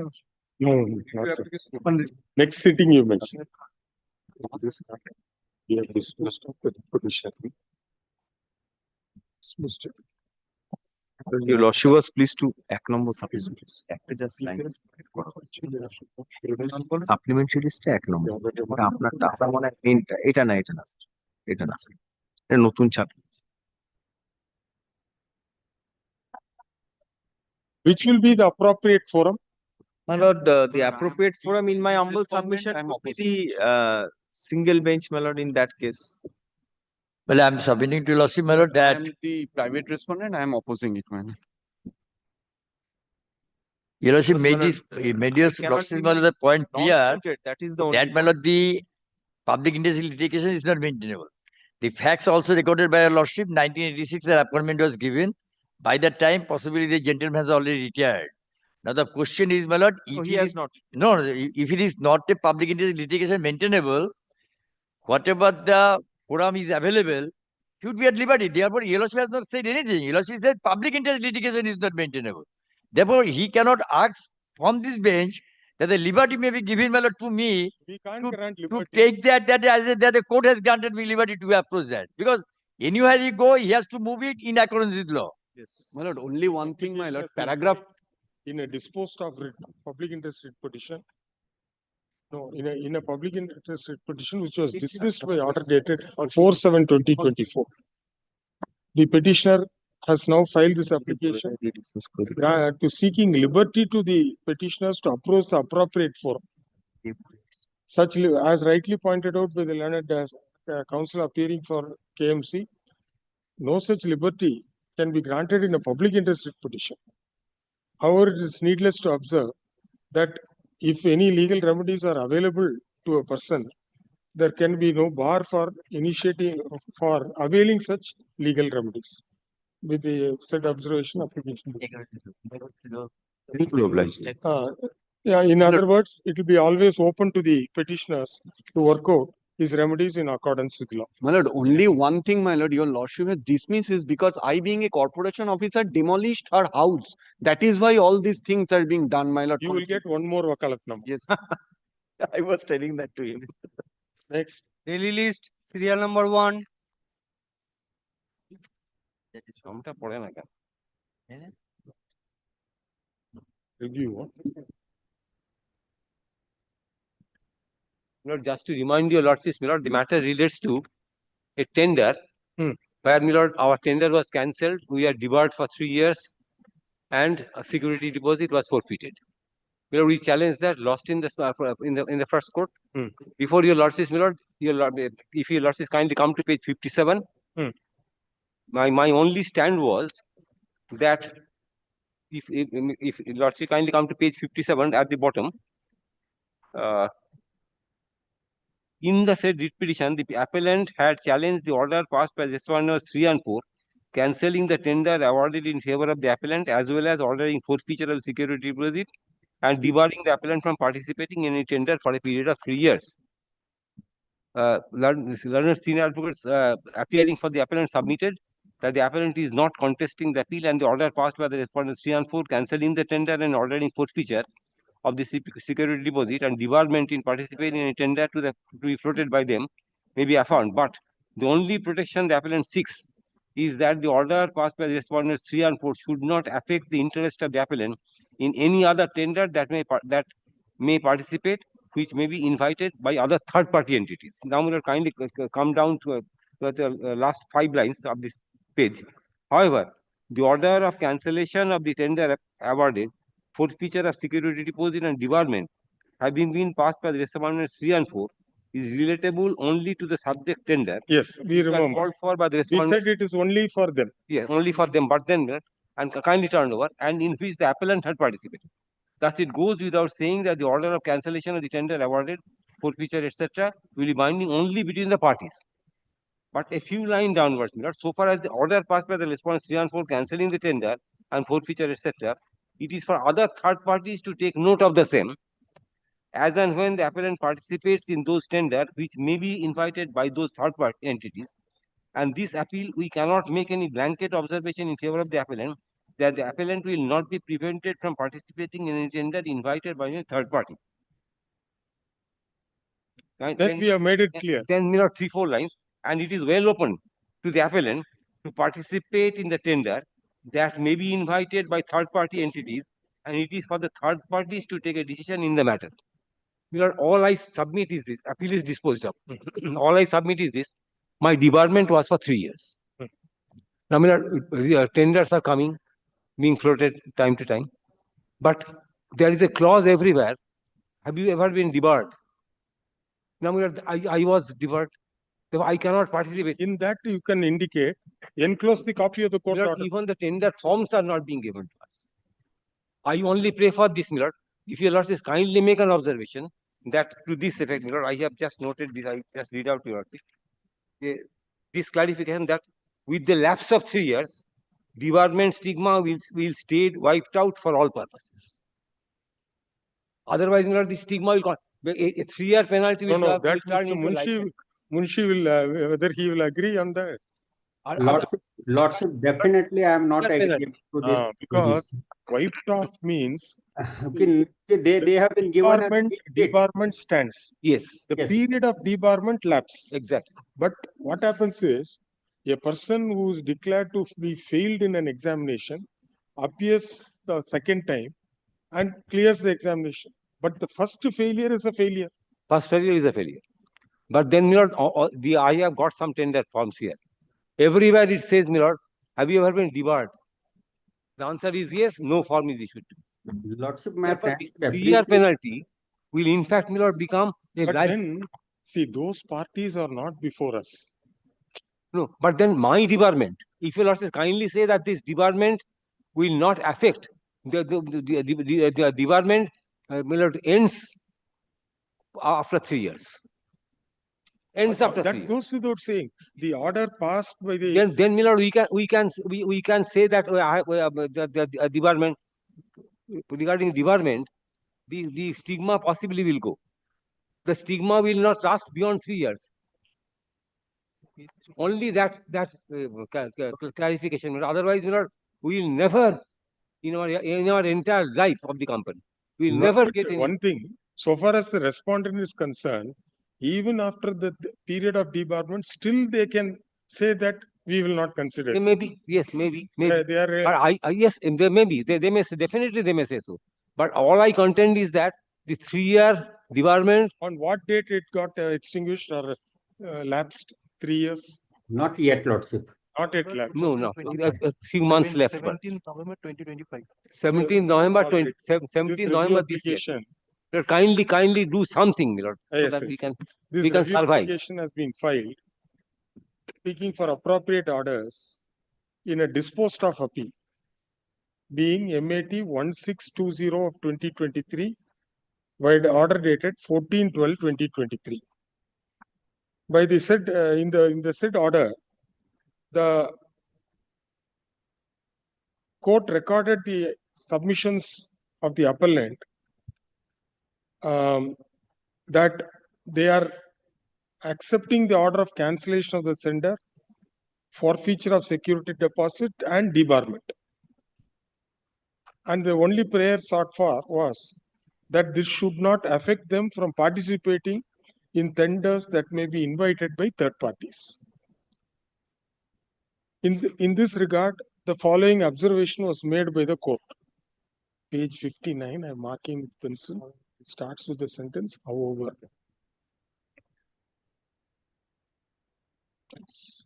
The learned senior advocate appearing for the review applicant submitted that though that in several third-party entities are not even issuing tender forms to the applicant because of the debarment, and seeks for appropriate orders or appropriate clarificatory order. So far as the respondent is concerned, so far as the order of debarment is concerned, the same stands, and it will remain in force for a period of 3 years. Therefore, all that we can observe in this review application is that the period of debarment is only for 3 years, and the said stigma cannot travel beyond the said period. The applicant is at liberty to make such submissions before third-party entities while participating in the other tenders. With the above clarification, appeal stands dismissed. Lordship, my attendance may kindly be marked. Yes, definitely. We have heard Mr. So-and-so, senior advocate. We have heard Mr. Munshil and Mr. Advocate appearing for the respondent on the above submission. Next. Instead of making such submission, can take such stand. Pardon? Lordship, I think my friend is Appellants are what is expected from make this such honorable court. submission. Instead of that, Take such stand. may take such stand. Making a submission. Take such stand. Take such stand. Correct. I am developed. Serial number 2. Yes, sir. I beg to appeal for the appellant as well as responded to this recalling application, my lord. Because my appeal, my lord, it has been allowed 1 year back, my lord.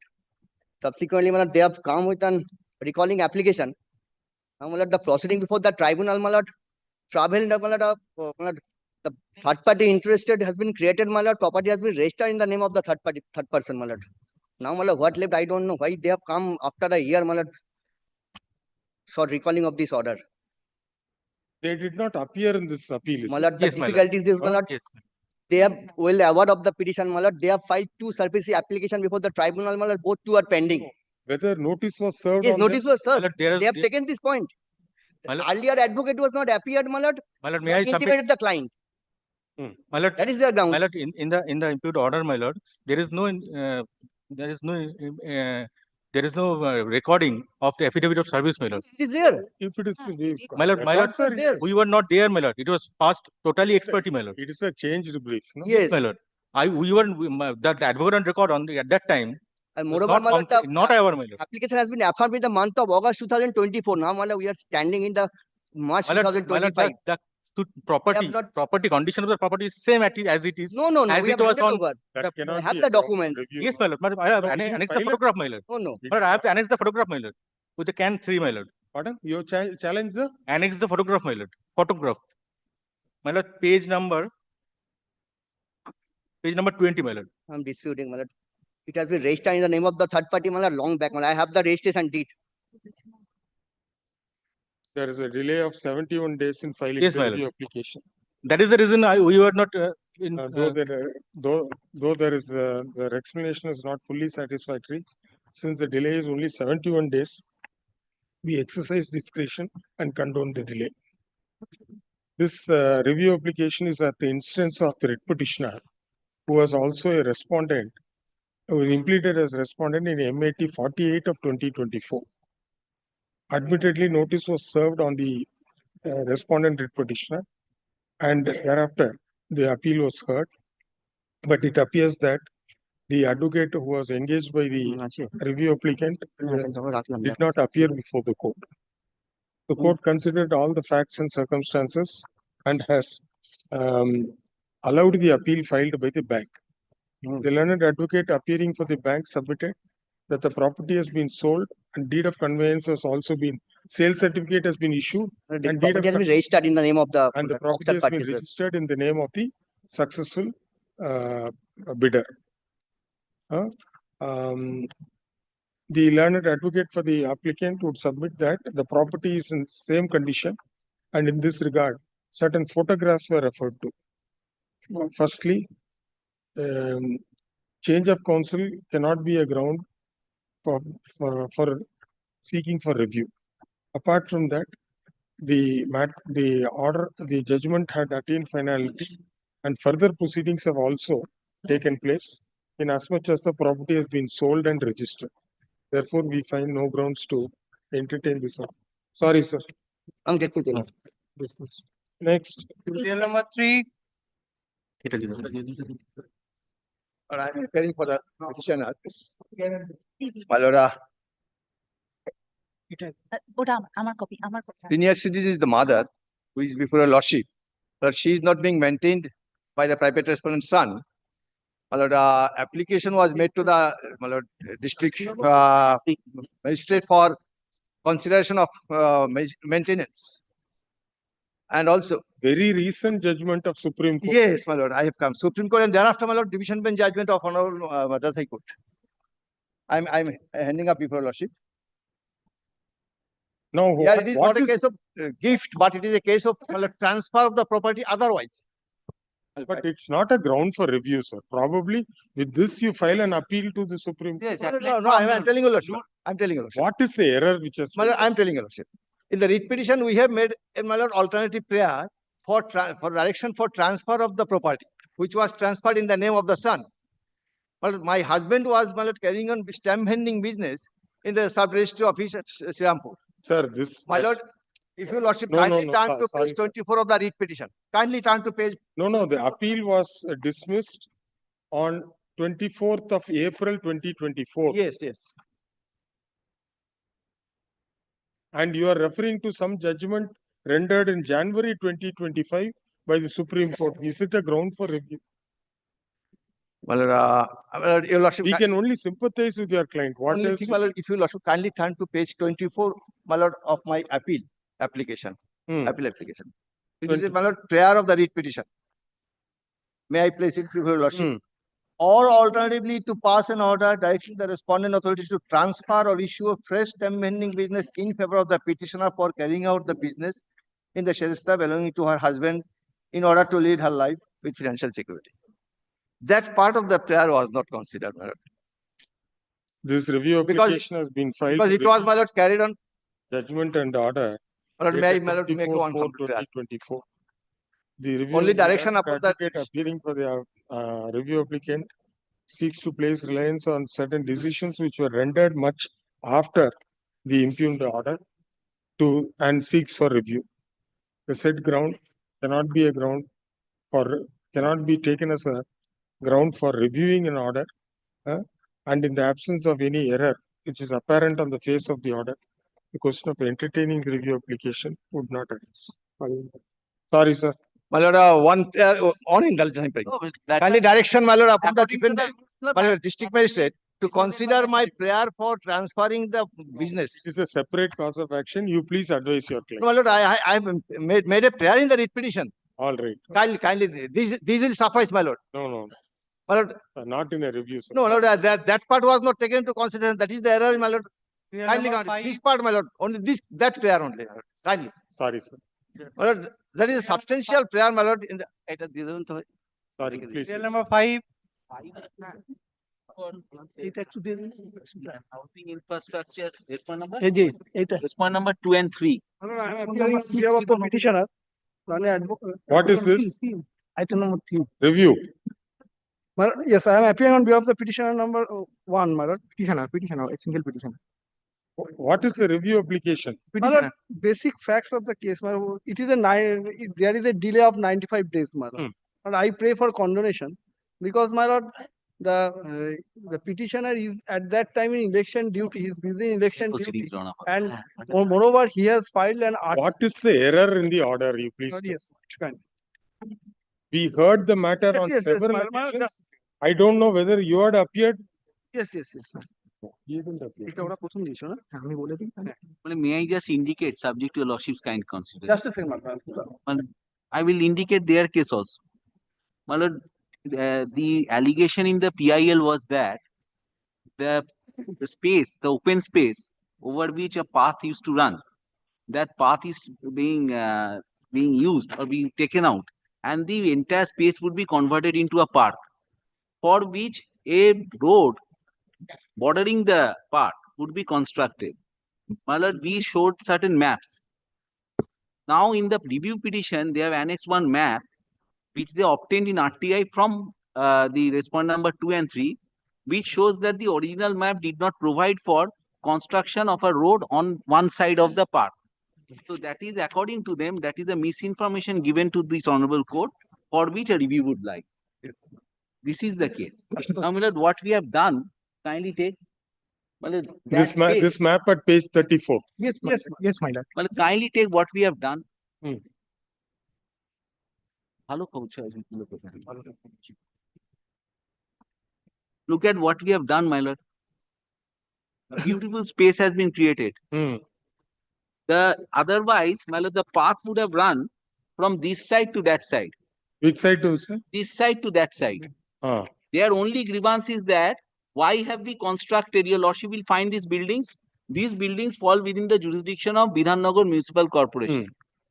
My lord, their only grievance is that why we have constructed this road bordering this part of the park. We could have kept this path which was already there, and the original map according to them, my lord, did not provide for construction of this road. My lord, we submitted maps. In fact, in RTI, in response to the RTI application, the map which was provided by my client, my lord, that is an old map. This is the situation. My lord, I have to be candid before your lordship. This No, is my what has lord. happened. Actually, may I submit myself? Actually, the PIL was regarding RR project in Tarulia Moja, which falls under HITCO, and some local residents nearby area filed representation before the HITCO for construction of children park. Actually, including the petitioner and others resident of nearby area, filed representation before the HITCO for construction of children park, playground, and greenery on a portion of RR plots. And accordingly, HITCO approved their proposal. What happened? But NKTA was illegally constructing a road by encroaching the playground as well as the greenery. That's why we have filed. Actually, we had filed the PIL, and even in the e-tender issued by the NKDA, there was no mention about the bituminous road, except one road which is actually cemented pathway for a playground, which is dividing two parts of the playground. This was taken. This No, ground was. what happened, my lord, at the time of final hearing of PIL, they submitted a false and fabricated revised layout plan, which was dated 7 May 2024. Which is the false plan according to you? Yes, Page number? Page number?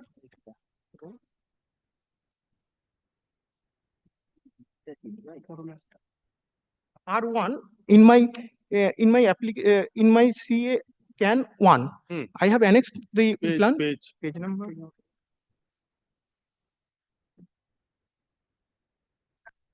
13, my lord. Yes, 30. This, according to you, is the false plan. Yes, my lord.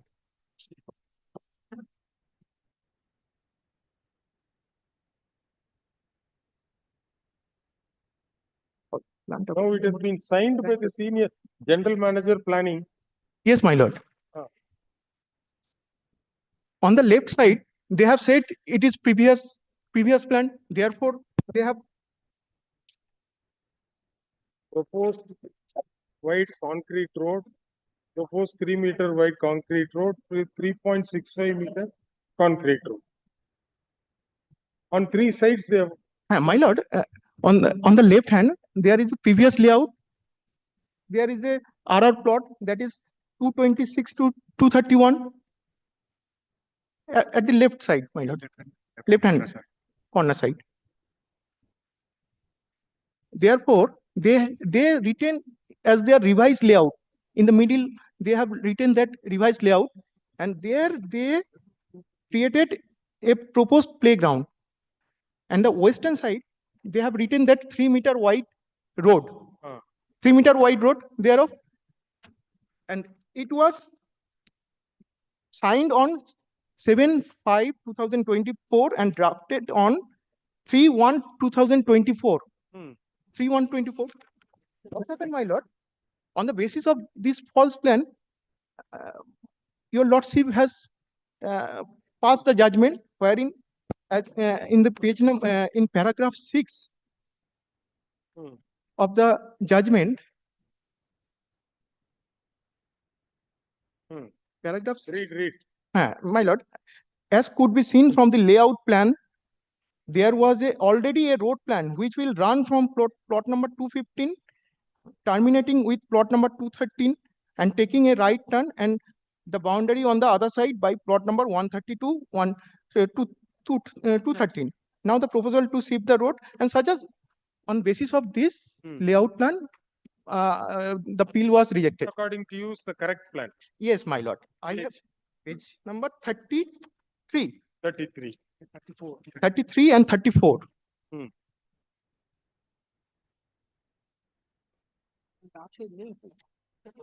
My lord, there is a proposed playground and on the western side, there is a clearly written that it is a greenery. And NKDA playground, RR so-and-so, PG1 so-and-so, 130, Proposed playground. 9.20 square meter. Yes, my lord, 238.26 square meter playground. Where? The lordship is looking at which side? Page number 33. Which one? My lord, page number 33. Page 33. Proposed playground. Proposed playground. Proposed playground. Yes, my lord. This was. Here also there is road on 3 sides. No, my lord. There is no road at all on the western side. There is a greenery. There is a Greenery, and even my lord can find from the road network map, which is just after this page. My lord can see there is no road at all. Road ends there.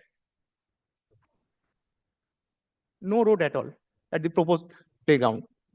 And this was censored. Not be on any road on that side. Let me finish. The case is that there should not be any road on that side at all. Yes. The case in the PIL was And that why they have? No, actually of what the- happens is the grievance may be twofold. Yes. One is, as per the approved plan, there is no proposed road. On the western side, is it? Yes, my lord. Western side. Right. Second is by opening up the road, Yes. the properties which were constructed, persons who have constructed Yes. the flats in the other Right, side right. will have access to this side. My lord, otherwise, my lord, kindly visualize. lord. My lord, otherwise, my lord, they would not have any access to anywhere. No. That is, you should have developed it in appropriate. My lord, we have done. My lord. My lord. My lord. Kindly take this photograph. The entire case My in lord, the why PIL they was have? that I am clearing here that why they have created this road. I have to mention here. Actually, there is a project boundary surrounding the Newtown project for separating the HITCO plots with non-HITCO plots. But some NKD officials with having nexus with local promoter who are illegally constructing upon such non-HITCO plots adjacent to the playground built this illegal road to provide undue benefits and access to those illegal construction. And moreover, there are HITCO plots in there is no HITCO plots are there for this road. There is no need of road actually, because there is no HITCO plots are there. This is the boundary. And even they have reduced the area of children park also to construct an illegal road for a local promoter, giving this promoter easy access to his car garage. I have annexed the photograph also. You can now, my lord can see. So far as the park is concerned, on 3 sides there are roads. Yes, my lord. Yes, my lord. Not proper road, sir. Not proper road actually. Not the main road. They are adjoining road with the park. Basically, previously the road was built in the park. There was no end user. According to them, they are telling this road which is No. On the eastern side there is a road. Road, my lord. Not road. Yeah, no. Lane. Previously it was a lane. Lane. All right. Yes, was. 1 feet. 1 foot. 1 foot like. No. There is a road. There is a road. My lord. No, there was no road. There is no road. Previous there is no road. These plot are vacant for reserved for the RR plot. this case was not made out in the writ petition. The case which was made out in the writ petition is that Your case itself was this road. Yes, my lord. concerning that road. Yes, my lord. Not this And, road. and their case was Don't that improve your case. and So there is a small pathway on the northern side that's not in dispute. There is a road here on the On the direction part, no, sorry.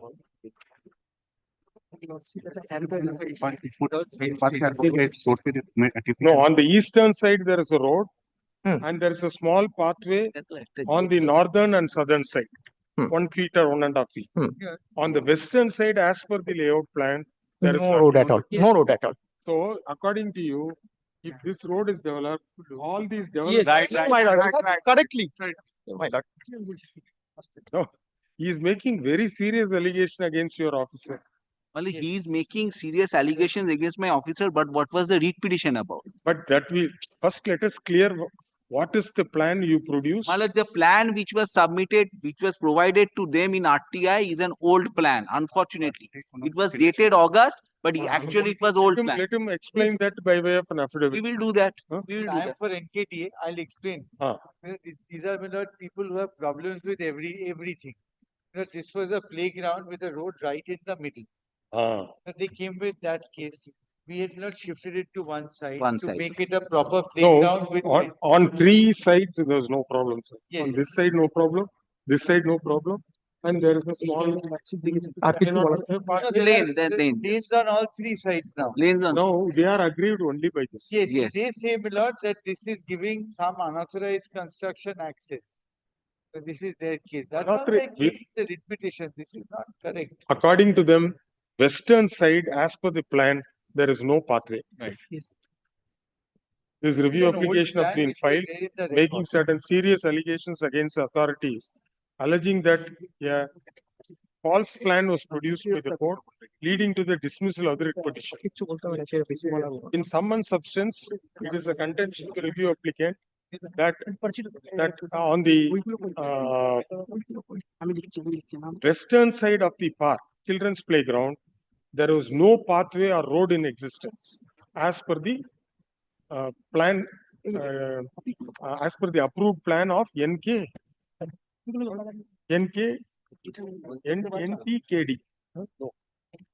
NKD. Photograph has been shown. Photograph has been produced by the respondent, which shows there is a road on the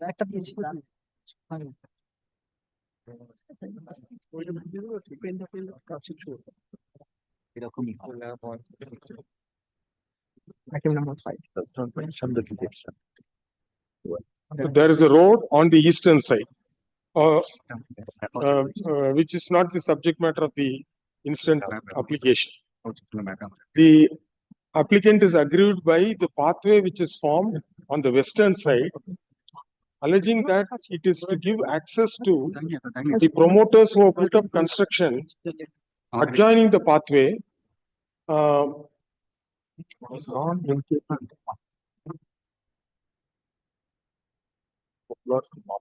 In non-HITCO plots,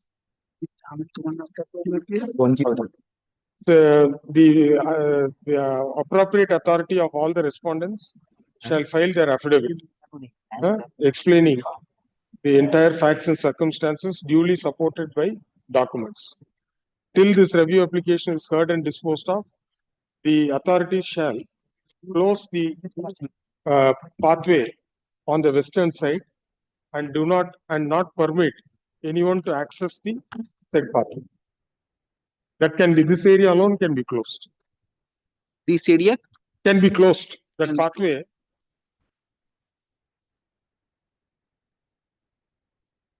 This may be an issue without. No, access will be the constructions which are on that side, those constructions are within the jurisdiction of Vidhannagar Municipal Corporation. We will take it up within 3 weeks. No? The difficulty is for those plots in front. I just see the photograph, but it may be a problem for access. We'll see. They will also come and suppose support. there is a medical emergency. There was no pathway. There is some mischief has happened. Anyway, next. My lord. From this side to this side, none of these buildings would have any access. Sir, how they They need helicopters. No. That is if those fellows are so foolish to construct There without is having no access access. on either side. There is no access at all. Landlocked. It will become landlocked. What they'll end up doing is they'll It's break not down about the the movement of the vehicles. It will may result in they'll break down the fencing on the impediment park to and they'll any. go to the park. Suppose there is a fire breakout.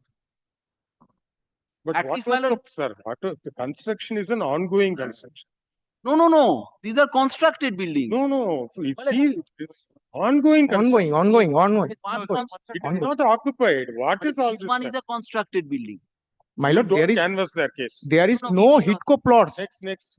Serial number 6. I am appearing on behalf of the applicant. I made these applications for taking leave to move the review applications. My The lord, order review was application passed- not served upon me, my lord. They- I am for the union. Yes, I am.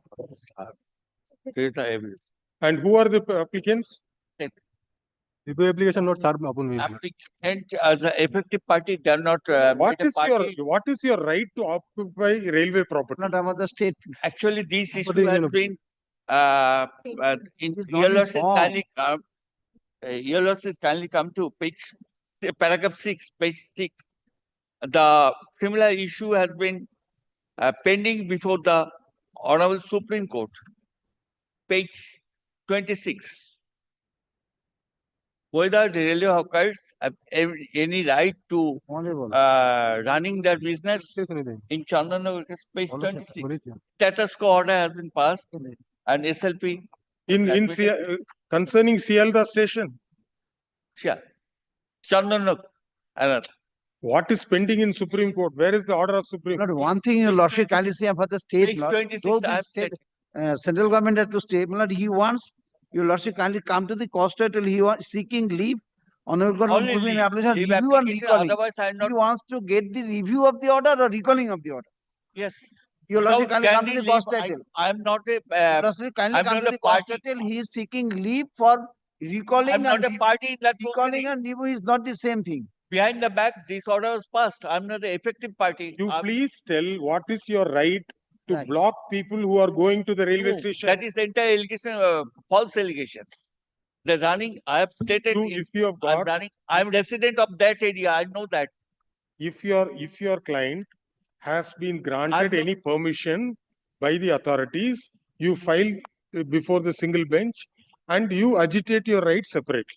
And if at all it is a review, my lord, it is not uniform. We have heard the learned My lord, It is not review informed application not as served per upon me. appellate side rule. Actually, to review the judgment, if review or any recall leave the is granted by your lordship, I can 4/4/2020 any review application. at the Arre Baba, this is instance of not order passed by informed, the you should have done it. organization called as Review railway review hawkers application এইভাবে হয় না। for application dismissed. Sorry, sir. Next. Serial number 7.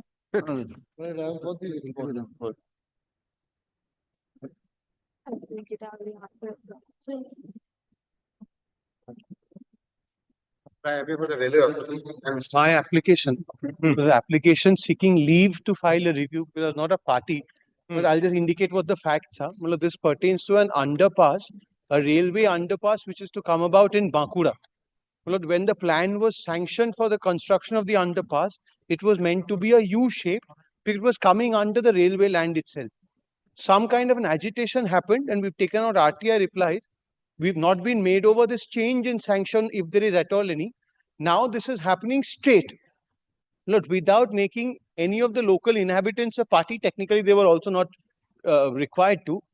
An order has been passed by your lordship at the behest of certain local inhabitants who are inhabitants of the municipality and not under the panchayat, that this entire underpass will have to be constructed within a certain period of time. And they showed photographs in the writ petition that the underpass is fully completed under the railway track and all that is required is an approach. Which is the factually incorrect thing that was told to your lordship. Then what is the correct? I'll indicate. Well, And who are you? Well, we are the local inhabitants who are there, and You don't want the underpass? No, I want the underpass. Well, Then if what you- about- their rights have been taken care of by your lordship. Parallelly, let's not do this. After all, Everything you oppose, sir. Everything you'll oppose there are in the entire state. We will all be not that. in the 18th century. We'll kindly have a look at the pictures once. Just have a look Yes, at the yes, show pictures, the- and I'll show the sanction plan. Amake ma brief down now. Kindly have a look at the pictures that we've annexed and what was shown to your lordship. This is the present situation today. Kindly have a look at page 70. please have a look at page 70. This is the present condition. The underpass, firstly, an incorrect submission was made. It's almost complete. This is how the underpass is being made on a straight level. There is not even, it's a 1 feet gap is not there between the roads and this ditch that is being there. If your lordship looks at 70, it will be evident. So after it is constructed, it will be filled up. No, it's being this is becoming an underpass. So it will have to be going under. So they will not be filling it up. My only thing, if your lordship looks at page No, it's a precast concrete duct which will be placed, and over and on top of that, the railway track will go. It is, my lord, not so easy, my lord. May I? My lord, will kindly give me. Situation My lord, will kindly give me 1 minute, my lord. My lord, this is a review application, my lord. State has, my lord, state says it is an extremely important public interest litigation. But my lord, state is constrained to file a recalling application because, my lord, the petitioner did not serve the district magistrate, the government leader, and this order was passed. My lord, will kindly see what is of trouble today. My lord, will kindly see. My lord, Narana, you will get the copy. You have not served me. You have concluded.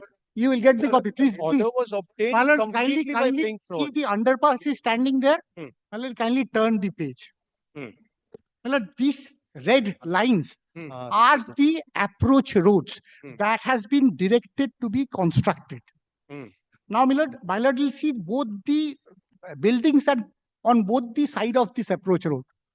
My lord, they will not, my lord, be having any right of egress, ingress, anything. My lord, these red lines are the, my lord, retention walls that has to be constructed for, my lord, building of the approach road. Now, my lord, what I am on today is, my lord, I know that the district magistrate do not, in no means, my lord, matches the wisdom of this honorable court. But, my lord, I am aggrieved because I have not been given a chance to assist your lordship on the technicalities of the matter. Lord, if I may just interject, while your lordship has that page, kindly keep my page 71 next to it and see what the situation is. These are roads that you did not serve the DM. And wrong facts. Railway is the authority. My lord, Is the authority. That's why your lordship has taken care of their right. very unfortunate, my lord. Railway will Service construct. has been effective, lordship. No, let them show. No, he says no. My lord, I have inquired from the office of the government pleader. The government pleader was not served. My lord, I have inquired for district magistrate. My lord has approached your lordship with this recalling application. Recalling application is filed on, my lord, the filing section today because the expert committee report has been given yesterday. They didn't appear. My lord, your name is recorded and, this resident doesn't even live there. My lord, this person who was the public in litigation is not even a resident of that area. My lord, may I say this, my lord? Wait. This Kindly review recall the order, then, my lord, please. by a third party being aggrieved by the judgment, the order dated 9/1/2025 in WPAP 474 of 2024. The third party who has filed this review application seeks leave because they are the residents of the area and their rights will be grossly affected if the order and direction issued by this court is implemented. In the light of the said submission, the application seeking leave is allowed and allowed. So far as we have heard the learned advocates on the prayer made in the review application. The first and foremost aspect which has come to our notice is that the state, namely the district magistrate and other authorities, district magistrate and the other revenue authorities have not been served, and the learned government pleader has also not been served. The learned government council has produced a set of photographs which prima facie shows that if the approach roads has to be constructed, then the retaining walls have to be put up and several houses, schools, etc. are likely to be affected. Therefore, we are of the view that the writ petition should be reheard after notice to all parties and after all of them file their. We are so very grateful. Lordship, We are so very grateful. Is allowed. No. The order passed in the writ petition dated 9/1/2025 is recalled and the writ petition is directed to be listed. Lordship, affidavit of service, may I check it, Lordship? It was served upon Listed. them. None of the respondents could not appear, my lord, if they have served. It will be open to the respondents to file their affidavit in opposition to the prayer sought for within the set time. Since we have granted leave to the present applicants, they shall be implemented as respondents in the writ petition and the cause title be corrected. We will hear you on 24th April. We are very grateful, my lord. We are very Your grateful. lordships have today saved at least 200 families. We are very Your Lordship, grateful. one thing, Lordship, I I'm want to very, say very this grateful, my lord. statement has been made, whether it has been. I think we have to be very, very careful. Lordship, we have served it, Lordship. Kindly, may I check the affidavit of service once, Lordship? See, Otherwise, one photograph was shown saying that there is an underpass Lordship, this has full been of undergrowth. endorsed by the railway authority. The approach road, nobody said that the approach road requires a retaining wall. Mr. Chatterjee, Lordship, please, otherwise, if once trust and confidence is lost, Lordship, this is not. very That's difficult why, to Lordship, get it this back. is not about trust and confidence. I have served upon them. No, Now they not did that. not choose to appear on that day. No, If the affidavit of none of the service is there, respondents can appear, my lord. Still, you will have to say that if, see, court is of the view, there is an underpass is there, two roads have to be. We understand, my lord. But the approach road requires a retaining wall. My lord, Lordship, railway authority was there.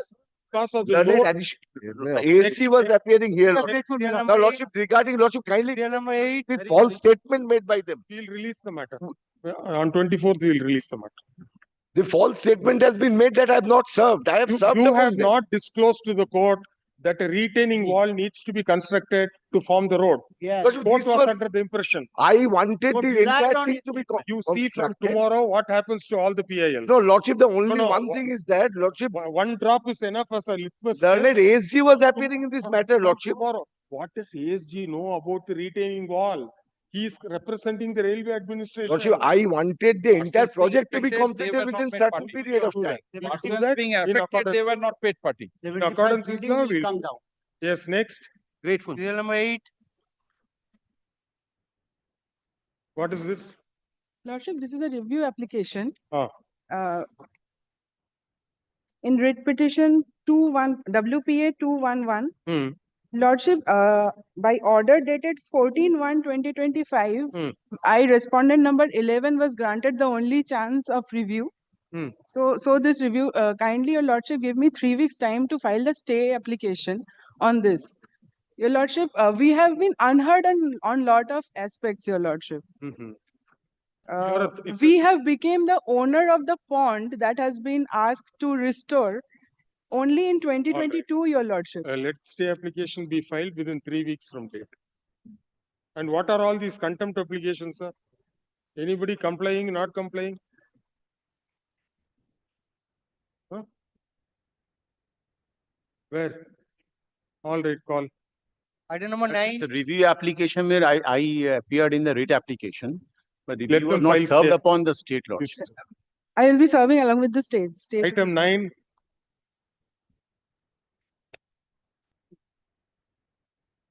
Who's appearing for item 9? Item 9, Lordship, I appear on behalf of the respondent IOCL. Is now acting to be also. Misleading the court. Learned advocate for the petitioner, my lord.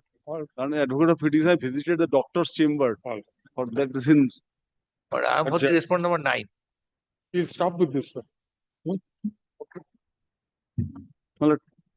Next one, my lord, 10. 10, what is 10? My lord, But I'm happy that he did not say anything. It is a contempt petition. Well, I'm asking, requesting my learned friend that it is a contempt matter, and appeal was taken out. But in the particular facts and circumstances, the Supreme Court did not interfere.